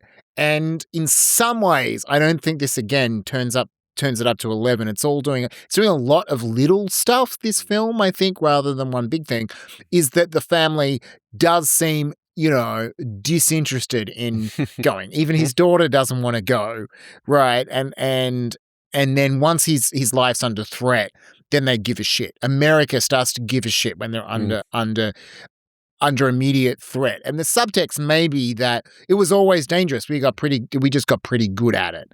And so people stopped caring, right? So I think that's a thread of it. And in terms of the setup, their families kind of disconnect from what he's doing is important, because I think if there is an arc, it is that. I just think the fact that it's basically an arc that is the flip happens in the end credits, basically, shows how disinterested they are in it. Yeah, I think that's fair, because what the film is teaching us about the arc is perhaps just the amount of time in that first act that is spent with Marilyn and Jim in that relationship is, yeah. So did the characters change? Was it experiential change or internal value change? How is that dramatized? Well, we've discussed that we don't think there's much values or internal change, but that there's lots of emotional events, there's no characters that are not more intimate with each other at the end of the film than at the beginning. Is that fair to say? So there are some that during the first act become more distant, like Ken is ejected from NASA. Jim and Marilyn are, struggling with his decision to go. So then I feel like all the relationships are made more intimate. If there is a change, when does it happen? Well, we've just discussed that if there is a change, it happens in the title card after the movie is ended. Is the character aware that they've changed? We don't know, because we don't see them experience it. How does the film want you to feel about that change? I don't think the film gives a shit about the internal value changes. None of this, this is a 5-star movie for me, which I'm finding fascinating, that this whole aspect of storytelling is seemingly compensated for by using other tools. I find that very interesting. I mean, you could argue that there is a change for Jim when they basically get to the moon and he goes, I just want to go home. Right? That there is a version that for someone who's so adamant from running away from home, that roughly in the middle of the film, I don't have it up, goes, like his biggest emotional need is to just go home. Yeah, but because the other option is to die in space and kill his crew. There's no, you could go to the moon or you could go home, and there's more risk. It is that, yeah. Obviously he wants that, but the alternative is, vacuum death. We'll probably excerpt that little speech and see how the audience feels about it. How does the story world punish or reward being steadfast? They live. Well, everyone succeeds in their objective by not allowing failure to be an option. And it works because Ed Harris says it, god damn it. Yeah. What are the values explored by the arc? How does this relate to the theme? I think this is an interesting question for this film. What does, it's very similar to my mind to both The Martian and... Actually, the Martian and Hail Mary are very interesting comparisons, because in some ways they're very similar stories, but in one there's a steadfast arc and one there is a very significant positive arc, and it changes the feeling of the story. Yeah, because one of them has a big rock to talk to and the other one doesn't. Speaking of character journeys and rocks. But I'm just saying there is a significant different emotional effect in seeing a steadfast arc. In this, it's not like The Martian is more ostensibly, I feel, about, and Project Hail Mary as well, is talking about the success of science. In 95, I guess, we weren't doubting science as much, so it's not trying to overtly posit science as an answer to anything. It's more, I don't know, what are the... I would argue that the theme of this film is American exceptionalism. Right. And look, but also not quite. I walk that back because they're very clear early on that people died literally on the launch pad, right? Horribly. And in some ways, this is the journey towards this being successful. I mean, that's what I say. I feel like there's lots of little things going on because in some ways, this is one of the final missions to space before we decided it was all getting too risky. But I say it's American exceptionalism. But I wonder if that's colored by modern readings. I think it's less American exceptionalism as an overall thing, and it is the individual because when the main team finds out that they're being bumped up from Apollo 14 mission to Apollo 13, and they go and practice in the simulator, they get it right, but they barely get it right, and they come out and the backup team's going into practice, and Ken's like, you know what, I need to go again. I need to get it really right and not just barely right. And they turn around and they're like, all right, we're going back in.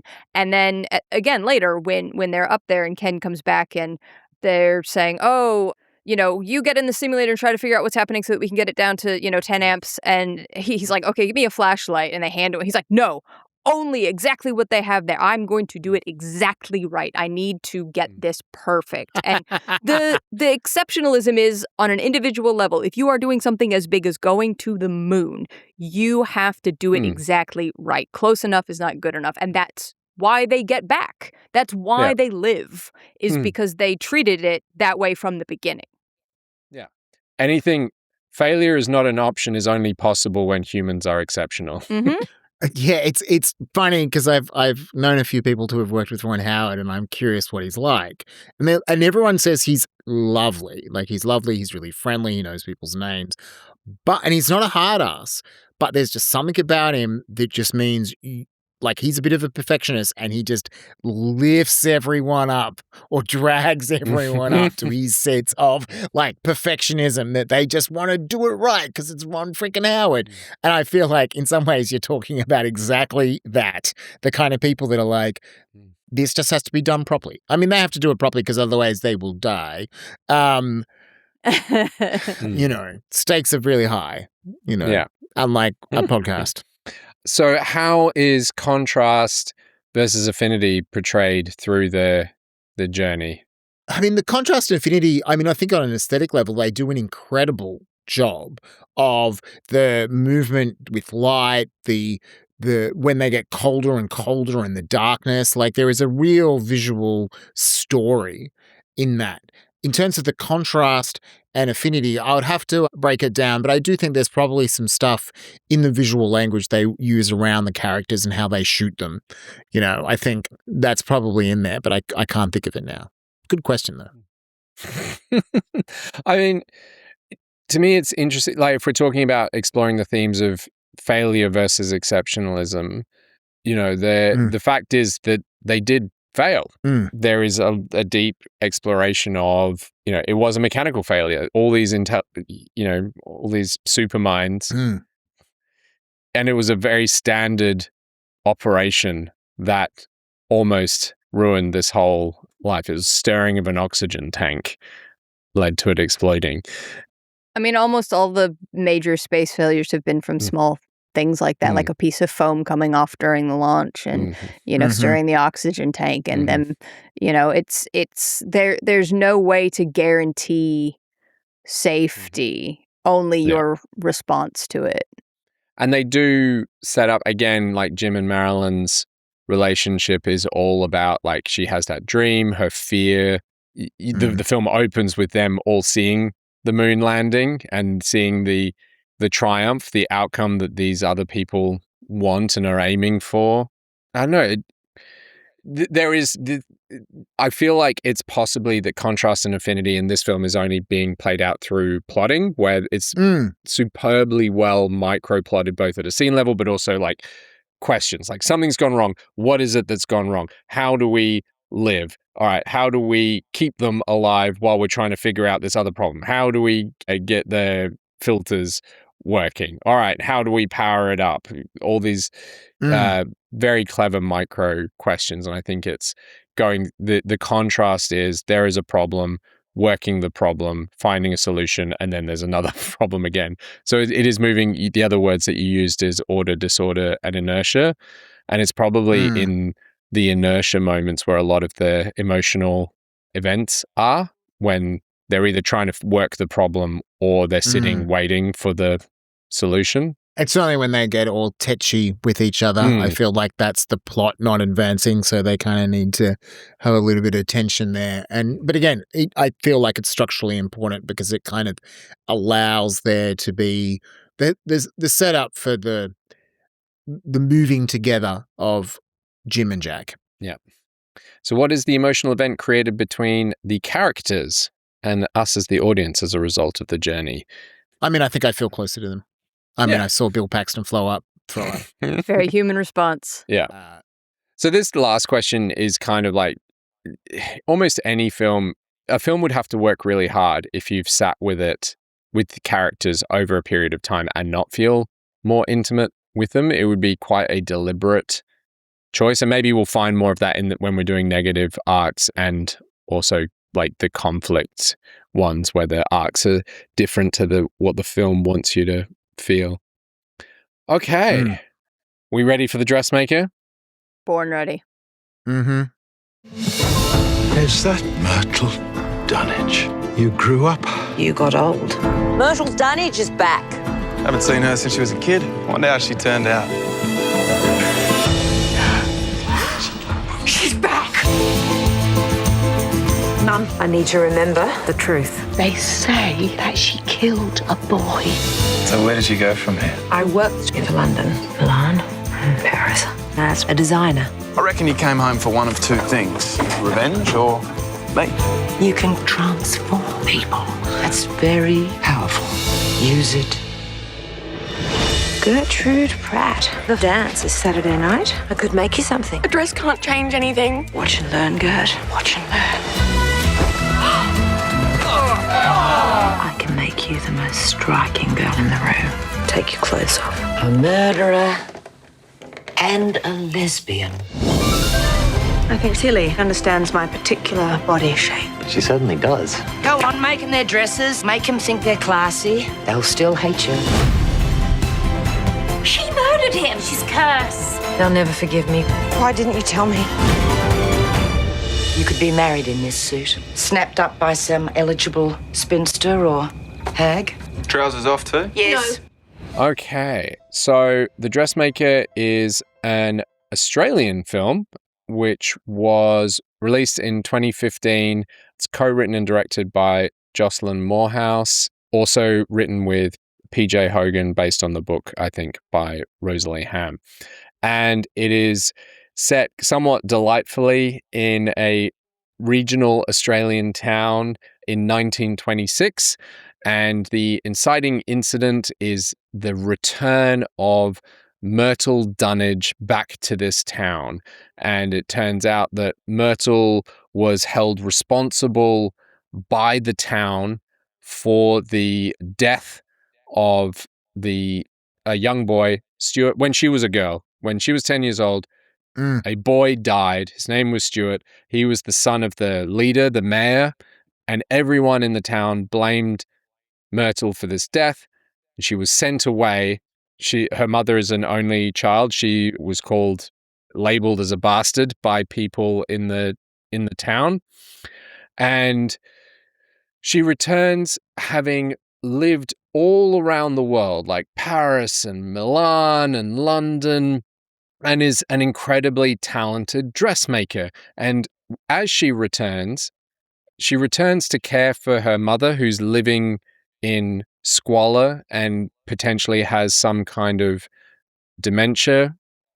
So she returns to Dungatar to care for her mother, but her presence in the town starts changing and challenging preconceived ideas. And it culminates in Myrtle, she falls in love, and her love, played by Liam Hemsworth, his name's Teddy, I think, and he dies.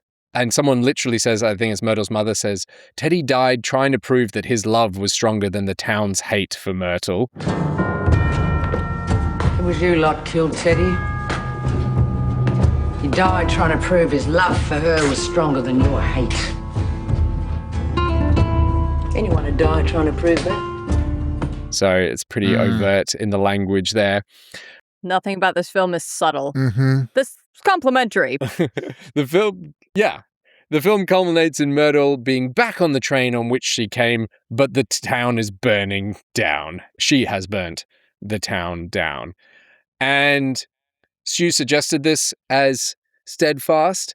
I almost at the low point of the film, sent Stu a message saying, "This is not a steadfast film. This is a positive arc." I think it's a steadfast film. I still do. And then it is at that lowest point that the story world punishes her so dramatically that it reinforces and puts her back into the mental position that she was at the beginning of the film. Namely, there's a running story about her, or the commentary about her being cursed. She believes that she's cursed because not only did Stuart die, she reveals at some point that she's lost a child in the intervening years, and she comes back to Dungatar. And this is going to be really important for me in discussing this film, is that when Myrtle comes back, and I want to ask you guys this, I want to talk about what Myrtle's plan is, because I think in the absence of her saying a really overt plan or what her objectives in coming back to Dungatar is what, in a weird kind of way, also reinforces that it's closer to a steadfast film. I'm going to disagree with you, Mel, because I think in the final voiceover, where the final voiceover is her saying, "I'm no longer cursed," it is hard to think of. That's not the final voiceover. The final line of the film is "You never met the rubbish," which is yes.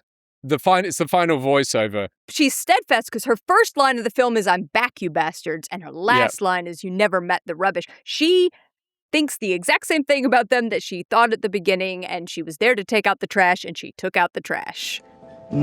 Fire someplace. Yes. Dungatar.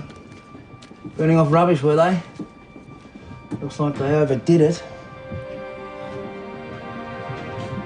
You never met the rubbish. I don't think she's there to take out the trash, and this is why I somewhat disagree with you. All right, so when Myrtle arrives in Dungatar, and point of order, real quick, I'm going to call her Tilly, and I think that is a point that the film also makes, that she constantly, a lot of the townspeople call her Myrtle, and she continually tries to insist they call her Tilly. Teddy's the first person who, as soon as she corrects him, he adjusts, and he always calls her that. But so Tilly and Myrtle, interchangeable as characters. Let's call her Tilly. Yes. Played by Kate Winslet. To be clear, I think this is a really wonderful film that I hadn't seen before this week. So thank you, Stu, for choosing it. But in order to establish the character pattern and whether there's an arc, I want to talk about where Tilly is when she arrives at the beginning of the film. What do you guys think Tilly's objectives are? You're absolutely correct that she stands and looks out at the town and says, "I'm back, you bastards." I'm back, you bastards. But do you think, Mel, in terms of steadfast, that her objective in arriving back at the town is to burn it to the ground and take bloody revenge? I think her objectives are essentially twofold. Her objective is she's there to take care of her mother, and that is explicitly stated. Yeah. I don't know why you've come to this hole. There's nothing here. I came because I need you to remember me, Mum. Mum? I need you to remember so I can remember. Remember what? Being my daughter? That too. Fat chance.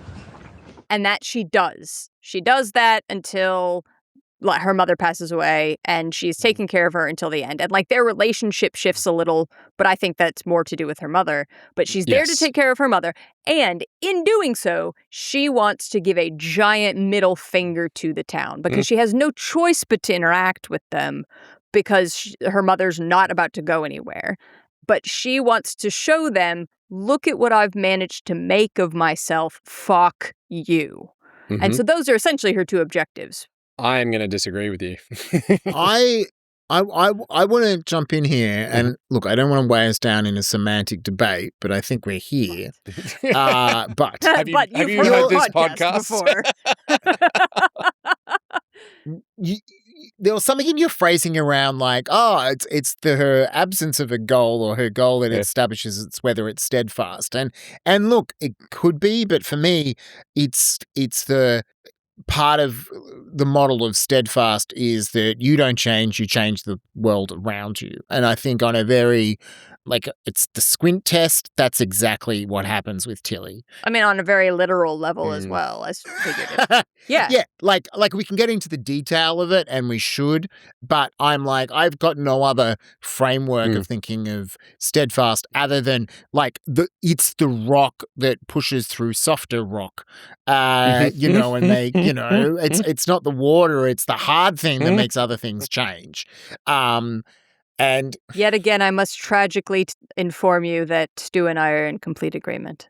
So, and I just don't want to be, like, too specific about it because, like, I mean, we can start categorizing them. We can start categorizing them. There are people that have written, like, these are the 22 character arcs that you can play. This is a corruption, but blah, blah, blah. And if that is helpful, great. But we're not spending, if it's 22 episodes, we'd be literally here for 3 years going through every version of character arcs. So let's not do that. I think for me as well, I very much see this as a fairy tale. I mean, it is a fairy tale. It's a fairy tale. And she is a fairy tale character who is sort of, not that no fairy tale characters can have positive or negative arcs, but I think a lot of fairy tale characters, the point is the story around them and how the world and how they deal with, you know, the magical things that come into their life. And I think that's very much what she is as a type. Yes. Yeah. I mean, I'm going to be very clear on how Tilly enters the story, because as I was watching it through this lens, I kept coming back and wondering what Tilly's plan was. And there is a point early on where Teddy says to her, "What are you here for? Are you here for bloody revenge?" Right? The characters and the film are seeding that she has come back to get revenge. I've decided you didn't come home to help us win the grand final. I reckon you came home for one of two things: bloody revenge or me. Just so you know, both aren't out of the question. Where I disagree with you, Mel, is yes, she's come back to look after her mother. That I agree with. And I think in that relationship, she is steadfast. Like they definitely have an emotional event where throughout the story, they come together, right? Yeah. Partly because Tilly gets a lot more new information, but it doesn't change who she is. It just gives her a lot of new information. Yeah, but Tilly basically starts out with her mother, Molly, with her mother not even recognizing who she is or acknowledging that she ever had a daughter. Yeah, it's a bit debatable how much she recognizes her versus how much she's faking, but yes. For sure. But that's where it starts out. And by the end of it, they are mother and daughter united and loving, right? Mm-hmm. Tilly achieves that by being steadfast. She only is there for her mother no matter how much her mother tries to push her away, no matter how much her mother insults her, no matter what the town is doing. Tilly is, "I'm back, you bastards. No matter what you think of me, I'm going to look after my mother." Right? To my mind, that's how Tilly is steadfast. But in terms of what Tilly wants to achieve for herself is she asks her mother in that first scene at the night when she's arrived, "Is that why I'm cursed? Am I a murderer?" So Tilly actually has a mystery to solve because she can't remember as the 10-year-old girl whether she is responsible for Stuart's death or not. Did I commit a murder? What? Am I a murderer? Is that why I'm cursed? You don't remember committing a murder? No. It's not something you're likely to forget. No.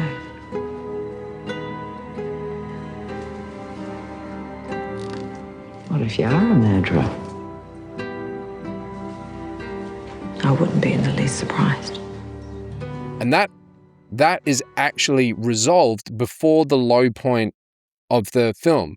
She figures out that she is not a murderer, that Stuart was a complete dumb fuck who ran head on into a wall and broke his own neck.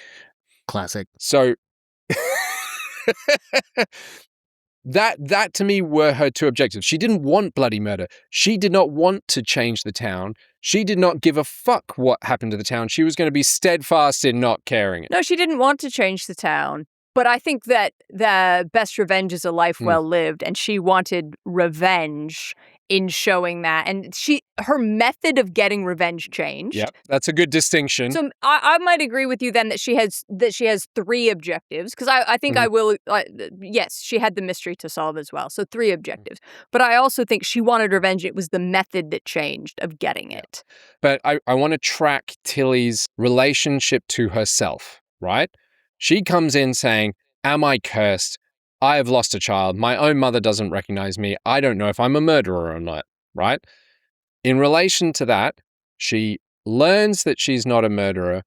The most of her internal character journey is dramatized by whether she lets Teddy love her and whether she will reciprocate that love or not. She kisses him and then rejects him, saying, "I'm cursed," ultimately gives in, shags his beautiful brains out.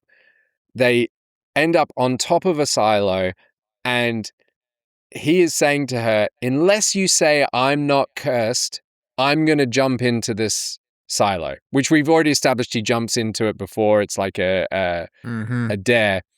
And sadly, Teddy jumps into the silo. She's refusing to say that she's not cursed. He jumps into the silo, and she then screams out loud, "I'm not cursed. Are you happy, Teddy? I'm not cursed."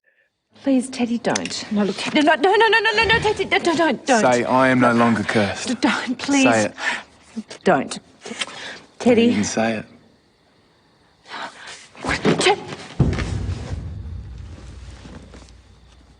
Teddy?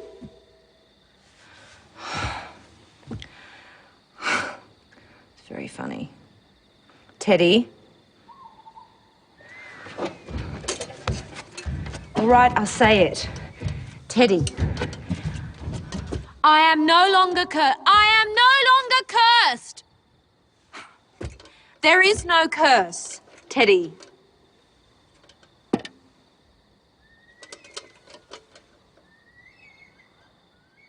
Teddy?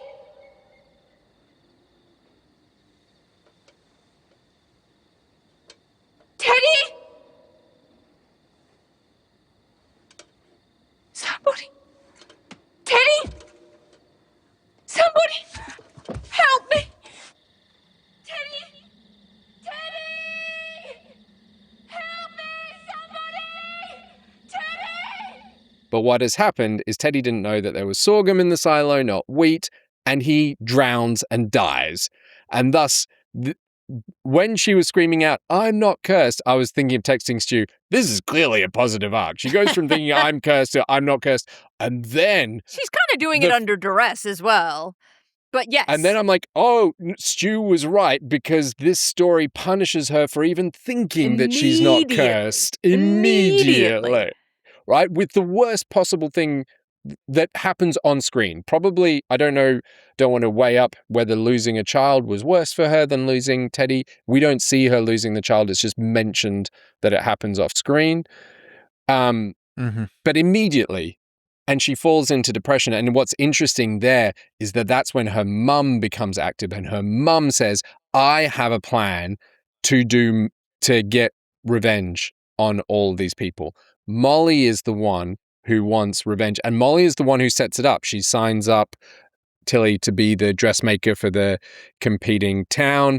Molly overdoses the local, her old friend in town with weed, so that the chemist dies. But all of those things are just escalating something that Tilly had already tried. Tilly had already been giving the weed-laced brownies. Tilly had already been doing the costumes as an attempt to do that. It just hadn't succeeded yet. But she was not trying to get revenge with those things. She was just the revenge of a life well lived. Sure.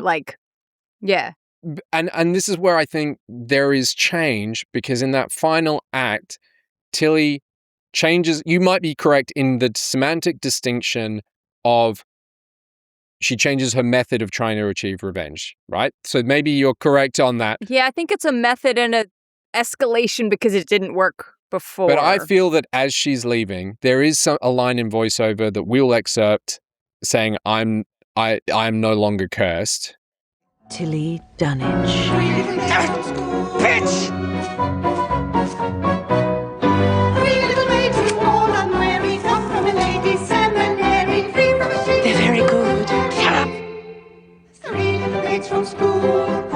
is no longer cursed.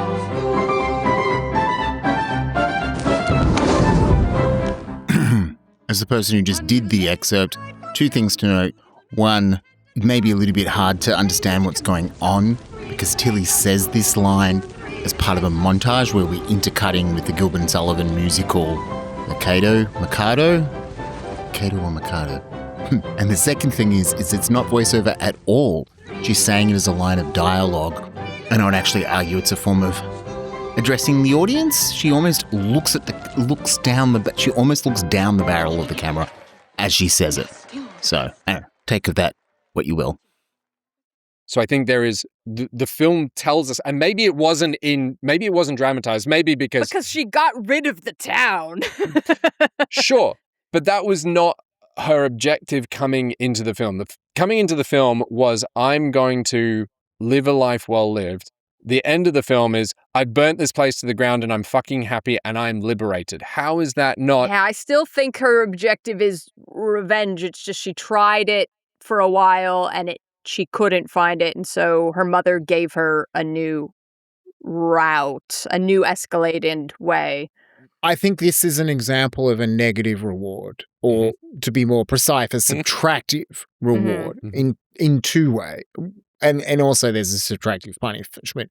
One, she is unburdened of the belief that she killed Stuart, right? That is removed for her. That's not a gain. The gain should have been Teddy, but that is taken away. But removing the town itself and the impact on the town is a negative reward. It is taking away the ghosts of her past, right? Whether it's her mother, the town, the belief that she was a murderer, right? That is why we're feeling that she's liberated, because she is losing the chains. And so you could argue that, and I'm okay for you to argue that there is character change. I think the reason it feels steadfast is because she's not gaining something as much as she's having things taken away for her. In the same way that Leia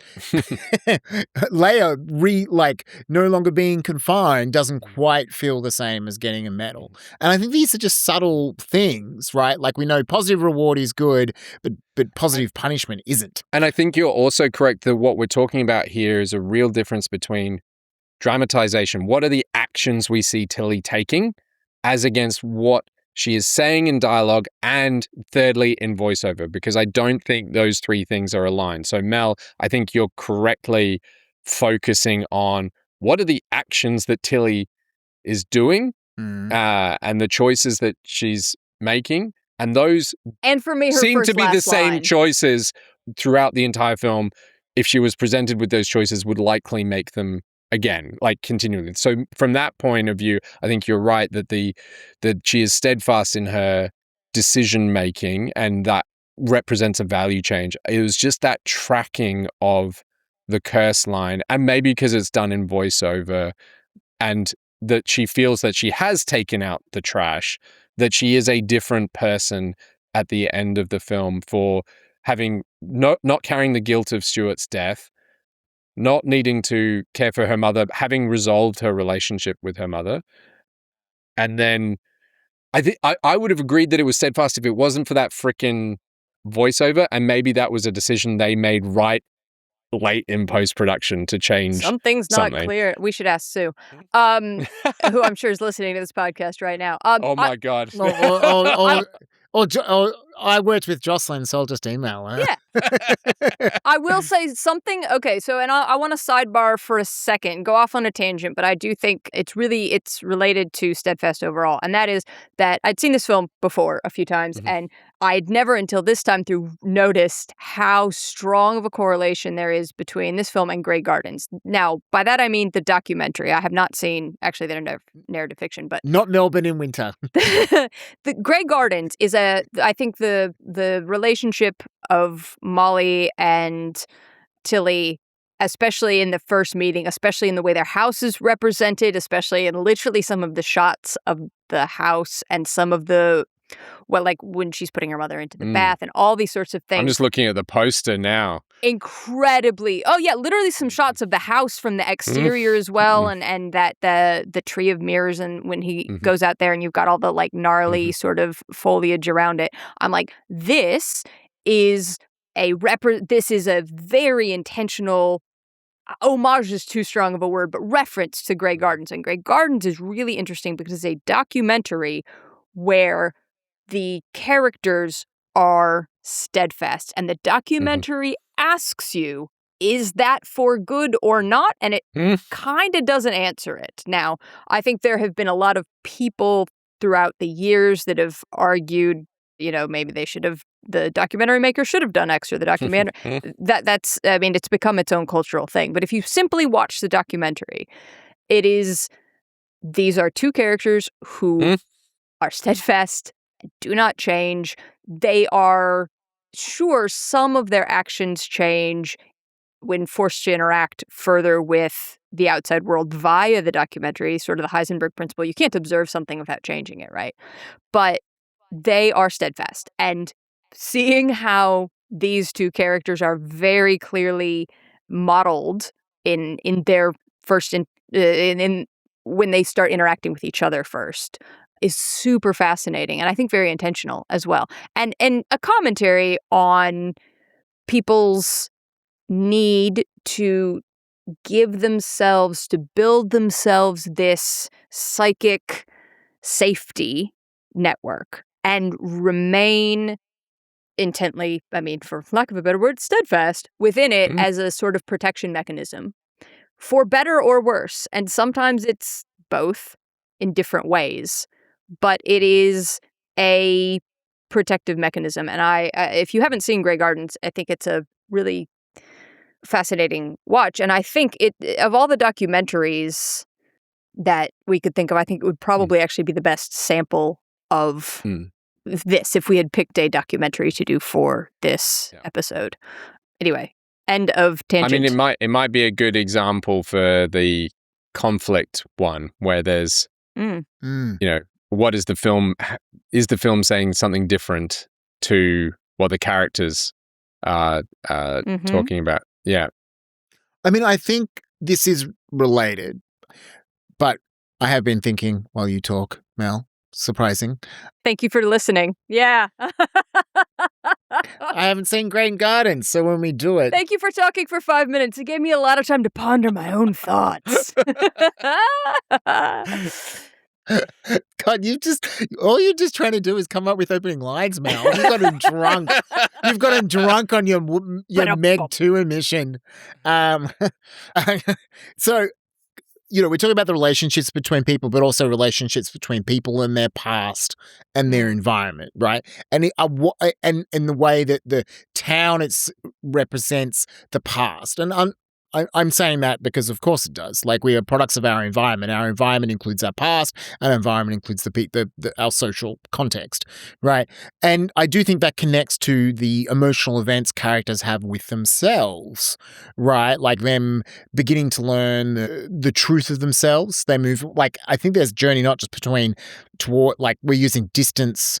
And we've been using distance and intimacy as the spectrum, but there is a movement from a lie to truth in this, right? People learning the truth, revealing the truth of who they are. So Horatio, the Hugo Weaving character, Farrett, his journey to kind of deciding no longer to be cop after saying I'm a transvestite, etc. That he's a cross-dresser. He's a movement to truth, but he's punished in this world, right? So there's these movements between lies to truth and truth to lies that are rewarded or punished within this quite complex social system. And I wish I had spent more time thinking about that before we started recording this episode, because I think there's a lot in that with how the society works in here, because it's very much got a bit of a pack mentality. Well, there's definite similarities to these other films from the Steadfast arc perspective. If I'm saying there is a change, it is in an internal change for Tilly. It is in voiceover in the last minutes of the film. And that's contrary potentially to what's been dramatized. Her actual last line in the film. What? And I really appreciate, Mel, the distinction between a change in tactics versus a change in values or intent. But it is why I'm asking the question, what do we think her intent was at the beginning of the film? Because I think that what was the pattern? Yeah. But Tilly very much changes the world. The town of Dungatar, by her saying, my revenge is going to be a life well lived, by bringing beauty to this very bitter town. Everyone in this town, when she arrives, is bitter, including her mother, with the possible exception of Teddy and his brother Barney. And so by Tilly bringing beauty into this film, the thing that I most enjoyed out of the arcs in the film was the Sarah Snook character, Gert, who is kind of looked down upon for being, a frumpy, unmarried young woman who's never going to attract the returning wealthy young man, William, to the town. And Tilly makes her a dress and makes her beautiful and makes her a dress just in exchange for information. Did you tell Stuart where I was that day in the schoolyard that Stuart came and accosted me? And Gertrude is beautiful. She wins the man. She becomes Team Tilly. When the town tries to react to how Tilly is bringing beauty and rejuvenation to the town, the mayor hires another dressmaker to try and put Tilly out of business. But the other dressmaker is like very frumpy and conservative, and no one likes her dresses. Like Gertrude chooses Tilly, like literally runs through the town wearing a frumpy dress, gets into Tilly's house, takes it off, and comes out wearing another stunning ball gown. But what was fascinating... This should have gotten more nominations for costume design. I just want to put that out there. Continue. And it's so wonderful. But then Gertrude brands herself as Trudy. And once again, to your point, Mel, about the pack mentality, she once again turns on Tilly. And it's very subtle and very gentle. You just kind of realize, Gertrude is not grateful at all. Gertrude is not on Tilly's side at all. She will do what benefits her. And as soon as being on Tilly's side puts her at odds with the town and the pack mentality, Trudy chooses the town. Like they blame her not just for Stuart's death, but then Teddy's death. And they're all talking about Tilly, and they say it would go a long way if you designed our costumes for the Eisteddfod. They're emotionally blackmailing Tilly. So I was fascinated by that. Tilly is changing the world around her. Stu, you mentioned the Hugo Weaving character, Sergeant Farrett. Sergeant Farrett goes from, he was the one who drove Tilly off to boarding school when she was 10 years old. Picks her, is the first person we meet other than Tilly in the town. Is that Dior?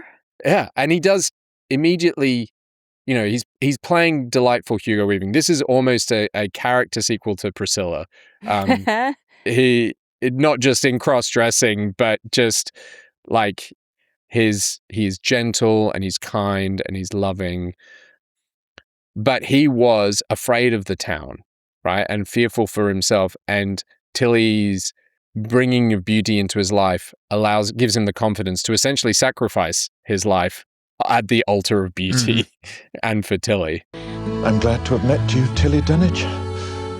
You've enriched my life beyond words. So Tilly's steadfastness and her initial tactic for revenge, be beautiful, show this town what they're missing, does change the town and all the characters around her. Yeah, and I am coming back now to the intimacy and distance with your perception of yourself. Other than the ghost of her past, I feel like Tilly is closer to her. She's more intimate with her perception of herself, other than believing that she might be a killer, right? She represents a certain kind of freedom, and that's what she's bringing to the town, to the point where she realizes the only way she can liberate the town is to burn it down. Right, but it is in some ways about liberation, and liberation in this context is being true to yourself, and also maybe letting go of the things that don't allow that. Right, it's not just like believe in yourself. It's like, well, sometimes you got to cut out the toxic people in your life. Yeah, which after 12 years, I would think you would have done that, or Chaz, but you haven't. You're steadfast. Right. Are you talking about yourself, or are you talking about my mother? I think your mother's known you for more than 12 years. Does your mother listen to this podcast? Because mine does. Because she loves me with emotions and expresses them. Then I think we know the answer to whose mothers do not listen to this podcast. In fact, we picked the dressmaker because my mum, she didn't make us, but we watched it at Christmas with my family, and it was on her DVD. It's as God and Donald McAlpine intended. It's an excellent movie, and I think if there is a character change, it is very subtle and right near the end of the movie. And otherwise, there was a massive shift that the story world punished. It was almost like the opposite to Moana, where she's gone through, like, Moana is steadfastly, like, called to the ocean, whereas Tilly is steadfastly, I'm cursed. And the low point for Tilly was, I'm not cursed. Oh, fuck, my love of my life just died. Thank you, world. And I think, because we do have like a steadfast for the better, steadfast for the worst. And I would argue that if in the quadrant, I would probably put this very steadfast, but slightly to the side of for the worse. But there is lots of change. There's lots of change around, absolutely. Around her, for the town, etc. I think we're distinguishing between her values and how she sees herself as opposed to how she treats other people around her. Yes, how she treats other people, the relationship with her mother, all of those things. Yep. Yeah, she is well-intentioned, she is kind, she endorses beauty and freedom and truth. Well-intentioned is in... She comes back to the town saying, I'm going to look after my mother that the town has almost neglected to the point of death, and I'm going to do it in spite of the fact that you hate me and I also hate myself. Hate myself is a strong word, but I'm referring to myself as cursed. Yep. So I think it's interesting because the tools that the filmmakers are using are not 100% aligned, is why you and I have slightly different takes. But it is, even I'm like, this film is mostly steadfast, mostly following these other models. It's only mostly steadfast. You could just see another way of pitching it is agent of change, right? Yeah. It's the steadfast character is the agent of change, which means that Apollo 13 wouldn't quite be steadfast. It would just be flat. I don't think they're the agent of change, but I certainly think Moana is the agent of change. And I think even particularly this kind of story where it's like fish out of water story that, it's Elf. It's like Ferris Bueller's Day Off. Ferris does not change. Yeah. It's poor. Yeah. Is it Alan? Cameron. Is that Cameron? Sure. Also, to be fair, it happens over the course of like 12 hours. Yeah. How much change do we really expect? I think there are lots of films that we'll find in positive and negative over... It's true. When that is the point, yes. But I think that you can't prove that change is lasting in 12 hours, though. Like, you can, but you flash forward or you have something, but, are they just going to revert to their old ways when they wake up tomorrow and, don't want to go to school? Any more observations before we dive into the questions? Ask the questions. I think we've talked about specific things because it is a very episodic film. I think probably because of the nature of the book, it holds together well, but it's very sequence driven. And I think you could actually feel that probably a lot of those sequences have a degree of an emotional event or emotional tension to them. Oh, this film is. It doesn't meet the Stephen Cleary definition of melodrama, but it is certainly melodramatic and it's a delightful, moving. It's way funnier than I expected when I saw it. Yeah, the performances are great, and it has almost, it's not quite, but it almost has a Genet feel to it, like an Amélie sort of, it's bordering on magic realism in some ways, that where it's so heightened to the point that it's almost leaving a reality. And the character that's the most heightened is the hunchbacked chemist. He runs himself to death. It is a fairy tale. Yeah, for sure. Like, it is explicitly a fairy tale. Like, he can't stop running, and they demonstrate that at the beginning. Like, he can't stop himself once someone else gets him going. And that is how he dies, which is like the most fairy tale ending possible. It's great. He falls into his own dam, and there's just that hilarious shot after he dies of his hump still sticking out of the dam, and Hugo Weaving, Sergeant Farrett character, just looking at the hump sticking out of the dam. But he was like a truly fairy tale villain. Like he would withhold medications from all of his patients, including his own wife, as well as Tilly's mother. Tilly's mother is dying, and he refused to grant her pain relief, because why waste the medicine when she's dying? Like a truly awful character whose uppance came as a direct result of, I'm not sure if it was planned by Molly, but Molly was certainly in her "we're taking revenge and burning this whole place down" mode. It does make me wonder that if Molly hadn't just died because the plot said she should die, like she literally just walks into the street and dies, would Molly have burnt the town down? I think that was her plan, to destroy everyone. So that's another reason why I'm still not sure about it being steadfast or not, because I'm not 100% sure what Tilly's plan was coming into the film. Okay. Did look fabulous. And she succeeded. Is the reason you keep on reaching a murderer and a lesbian? This is going back to your point at the very beginning. What is the pattern that's established? Yeah, I think you're just picking up on it because you've seen her there's an action that's happened off screen, which is that she's choosing to return home, but you know that there's a decision that's happened, and so therefore you're desperate to understand what that decision was, or the meaning behind the decision, and what her end objective is. Like, is her end objective is very different if she's like, I'm going to care for my mother, and I will just sit here in this horrible town being beautiful and caring for my mother until my mother is dead. Is that her plan? Which is very different from, I'm going to come and sit here being beautiful, caring for my mother until this town gets up and come, right? And because... I just think that idea of her method of getting revenge changes, but the fact that she goes, I'm back, you bastards, after lighting a cigarette is literally lighting something on fire. It's just very telling.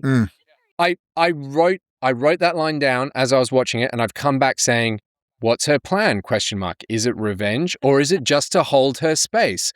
Her stated objective is to find out if she's a murderer. So, yeah, she's got 3. Which, as we've said, resolves earlier. So it resolves at the end of the second act, and as you've talked about, that feels like it's a reward. It's a negative reward, and then that comes into a punishment. Yeah. So okay. Did this film teach us to expect Tilly to change in the beginning? Maybe not super well, since we are debating that very point. It certainly opens very clearly with "I'm back, you bastard." So I think it does set us up for a steadfast. I think it does, but you don't think it does. I mean, I was going to say she's there to fuck shit up, which is the same as being an agent of change, right? I'm not sure that that's her objective. Like, if her mum wasn't there, would she have come back to Dungatar? No, but because she was forced to come back, she still had a plan, which makes her remain steadfast. Sure. Anyway, these are like, the film could have made it clearer. The film is, as you said, Mel, is really not subtle about certain things, right? "I'm back, you bastards," and that line that Molly says, like, he died to prove to her that his love was stronger than your hate. Like, this is film that's not subtle. Trying to prove and then failing. Yeah, fuck. Yeah. And this is a film where she comes in and asks in the first 5 minutes, is that the reason I'm cursed? Am I a murderer, Mum? You know, like... Also a film which, like, holds on a shot of Kate Winslet bending over, shaking her ass, and then shows a bunch of AFL players crashing into each other and falling to the ground. No subtlety found. Complimentary. Yeah. So why was it... I'm interested because it feels almost deliberate. Like, maybe it's not. Maybe it's intuitive. This is a very emotionally driven film, but it feels like... Very fairy tale logic. Yeah. So I think how this film set us up to expect a steadfast arc, I think that's fair. I don't think this film set us up to expect Tilly to change. No, I would say, if anything, I'm feeling like, the town's going to learn to love her. Mm-hmm. And it kind of subverts that in many ways. But I feel like it's one of those, the outsider, the city slicker returns home to the small town, and either they fall in love with a local and decide to stay, which happens, or, the town, falls in love with them. I expected it to be a lot more, quote, positive. Than it is. It kind of sets you up to expect that rom-com arc and subverts it. And I think a lot of people got upset by that, which I love. Yeah. I think this is a dark fairy tale. Yeah. It's like one of those you think it's a fairy tale, but I mean, come back to this, but fairy tales used to not have morals. It's like the kid got eaten. The end. Yeah. Because the world is cold and harsh. That's a moral. It's a lesson. But there's nothing you can do about it. So that's not a moral. Don't make me look up the definition of Oh, morals. the Webster's Dictionary defines morals as... Talk about habitual actions. Steadfast in his pedantry. Did the characters change? Was it experiential change or internal value change? How is that dramatized? I mean, we've already discussed ad nauseum. We are on the fence about this because of, I think, of the dramatization issue. But Stu, have I, for the receipts purposes, have I brought you closer to there is a small change in Tilly's character? Is there a positive arc? Yeah, but yes, I do. I think, but I just think it feels like steadfast because it's a subtractive reward. Okay. As in, she has to be removed. The shackles that have held her back, right, have been removed. Her mum, the town, all that, the ghost of her past have been taken away. So I do think she has changed. I don't think she, maybe her values haven't changed or whatever, but we feel that she's free now. I think that's a really interesting distinction of, we've got two steadfast characters in Moana and Tilly, and one has additive rewards and the other has subtractive rewards, and that's changing how we're feeling about that character journey. It's pretty interesting. And I think that changes. I think we feel closer to, I think we still feel close to them, right? But I think as I said, this stuff's complex. Is the character aware that they changed? I'm not sure. I mean, if the change happens, it's on the train on the way out with the town in flames, similar to Apollo 13. I don't think the film wants to dwell or wants to dramatize or discuss that change, other than the compulsion to put in a bit of voiceover before the final line of the film, Mel. How does the film want you to feel about that change? So, Stu, you said that it feels positive for Tilly. I think the reason that we're kind of bouncing on it is this is actually an early example of a conflicted film. I think we do feel that she's free. But I feel like I also think we feel like she's lost things.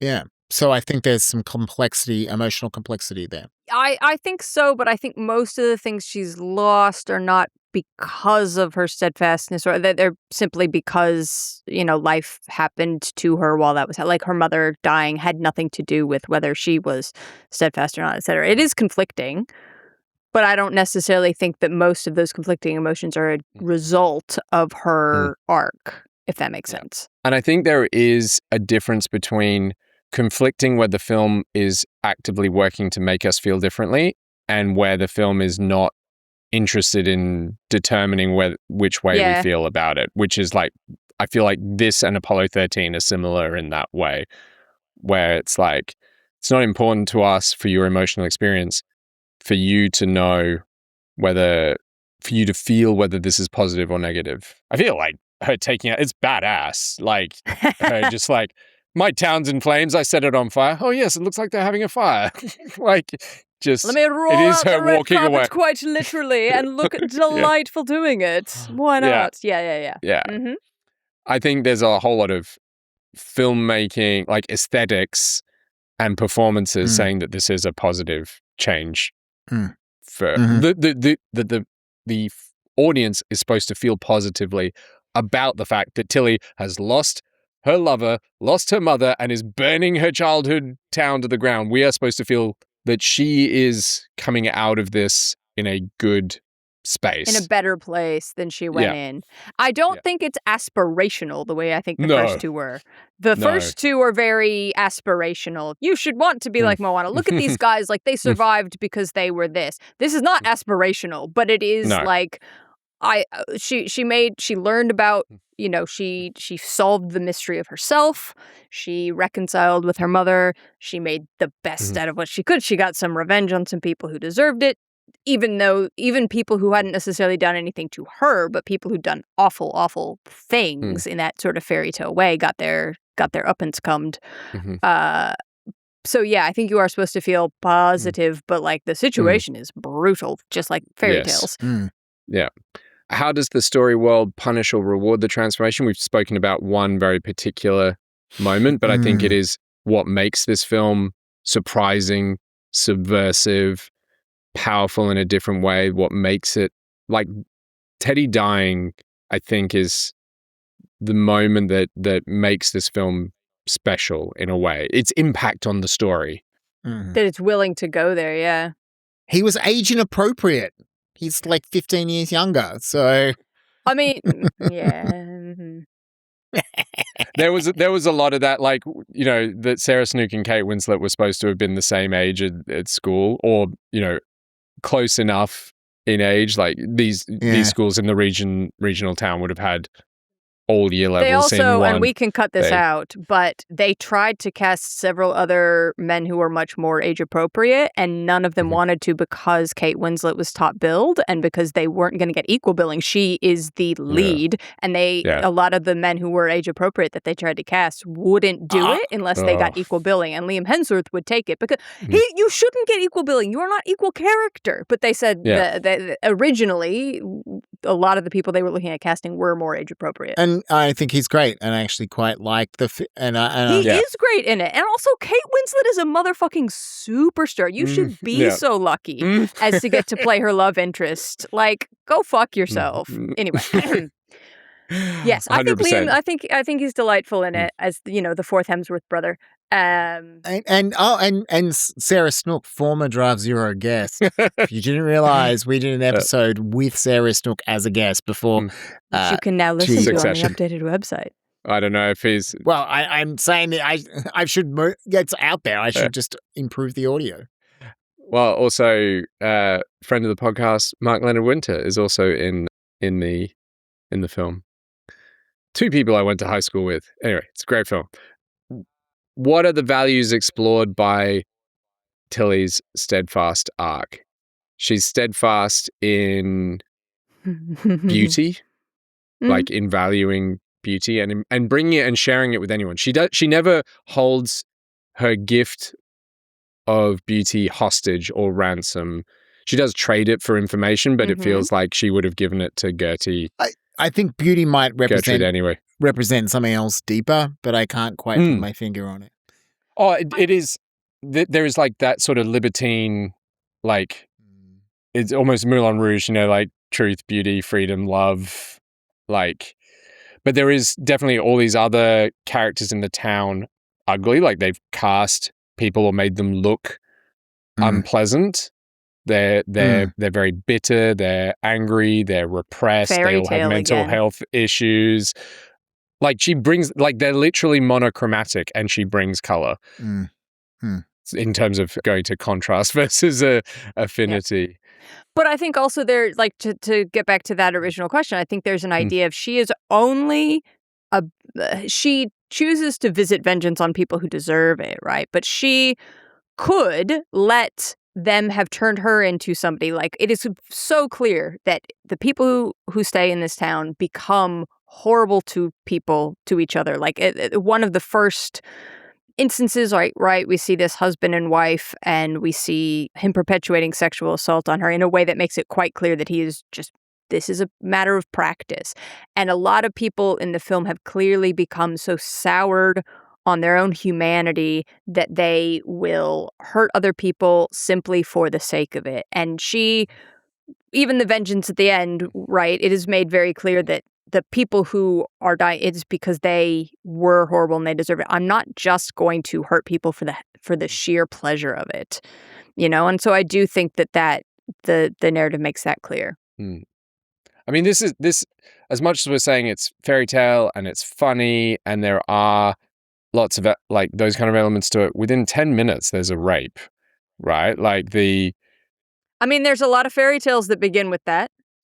Oh, for sure. Like, I'm just saying this film, like, we were going to watch it with the kids, and Anna's like, hold on, I think there was one guy, like, just raping his wife every night. Maybe we should think about whether we show this to the kids or not.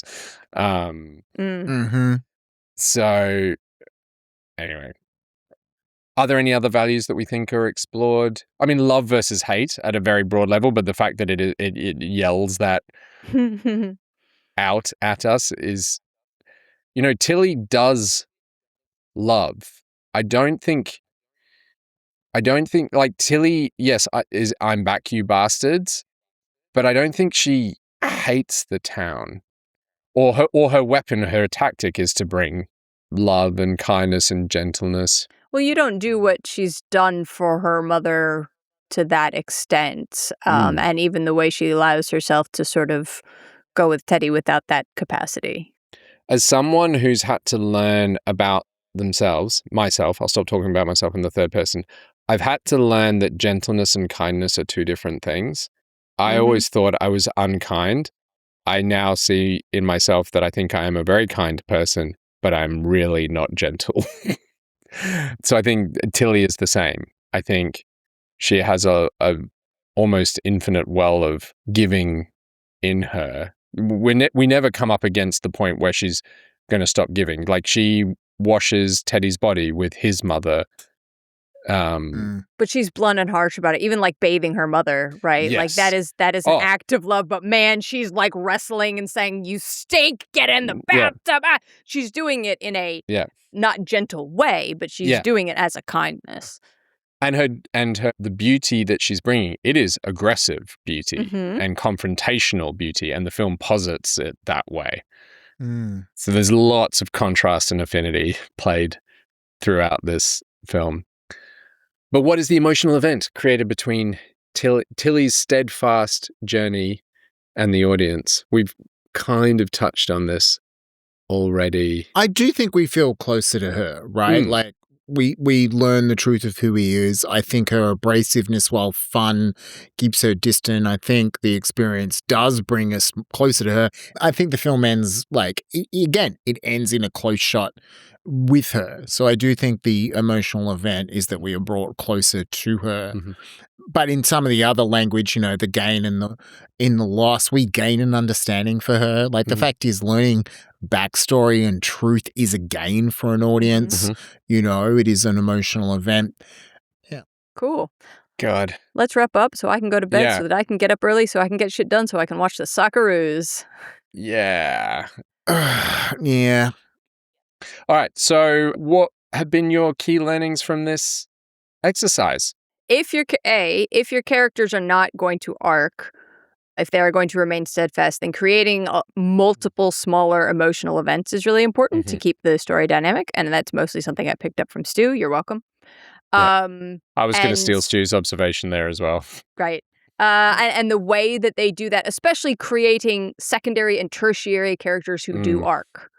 I mean, they don't all, Apollo 13 doesn't really, but Moana does this in a massive way. You have a secondary character that you don't spend a lot of time with until, I don't know, half an hour into the film. Major arc, you care for him, and he undergoes these massive changes. And so, which both is interesting in and of itself and serves to contrast with Moana's steadfastness. And I think both of those are very effective. Oh, man. That's a really good key learnings. I think you stole most of mine. That if you are going to do a steadfast arc, you need the effect of that character on the world, and that can be emotional. Like all three of these films are hugely emotional experiences, despite not having, despite being a steadfast arc. And I think they do that through Stu's observation that they have lots of emotional events in there. And the other one that I'm going to steal from you, Mel, is that steadfast doesn't mean they don't doubt. And in fact, you kind of need those moments of doubt. And then how the story world punishes or rewards those moments of doubt actually reinforce your themes of the film, is what we've seen. So I think learning, we were discussing stuff was going on. A learning for me is I like the idea of emotional tension that Mel as a way of thinking about emotional events over time, because it implies that there's a setup for it. And I'm just like, there's a really interesting idea of being able to think of emotional events as taking place over time and as a kind of a structural thing that it's related to character questions, but I like it as being like just an emotional version of a character question. Yeah. So I will just sit with that, because I think we might see it in some more arc films, but I'd be curious to kind of look at other films in that context as like sequence-based emotional events. It's kind of an interesting idea. Thank you, both of you, for this mammoth recording, almost an hour per film. You guys, we chose good homework, finally. Please, this episode, as with all others, brought to you by our amazing patrons who voted. If you want to vote, the next episode in the series is going to be positive arcs. We'll put out a poll on the Patreon so that you can also vote for what our examples are going to be. We're pretty much a lock. I'm going to confess it's going to be a vote for the third film, because I think we're pretty much a lock for Barbie and All of Us Strangers, which I may not force myself to rewatch. I may have to read. But thanks in particular. Thanks in particular to our top tier patrons, Crob, Thies, Sandra, Jesse, Randy, Paolo Thomas, Jen, Malay, Alexandra, and Natalie, and Lily. Thank you so much, you guys. You are awesome. And thanks to you, Mel and Stu. Whee! Right. You are also awesome. Oh, bless. I hope you all feel like arguing with either Stu or myself about anything on this episode or anything in general. And you can find many ways of getting in touch with us at our website at draft-zero.com. At the website, you'll also find the show notes for this and all our other episodes, as well as links to support us and spread the word for free via a rating and review on Apple Podcasts. Very important for spreading the word. Or if you think that what we do here is worth $1 or preferably more than $1, then you can also find links to our Patreon page to support us getting these episodes to you quicker. Thanks. And thanks for listening.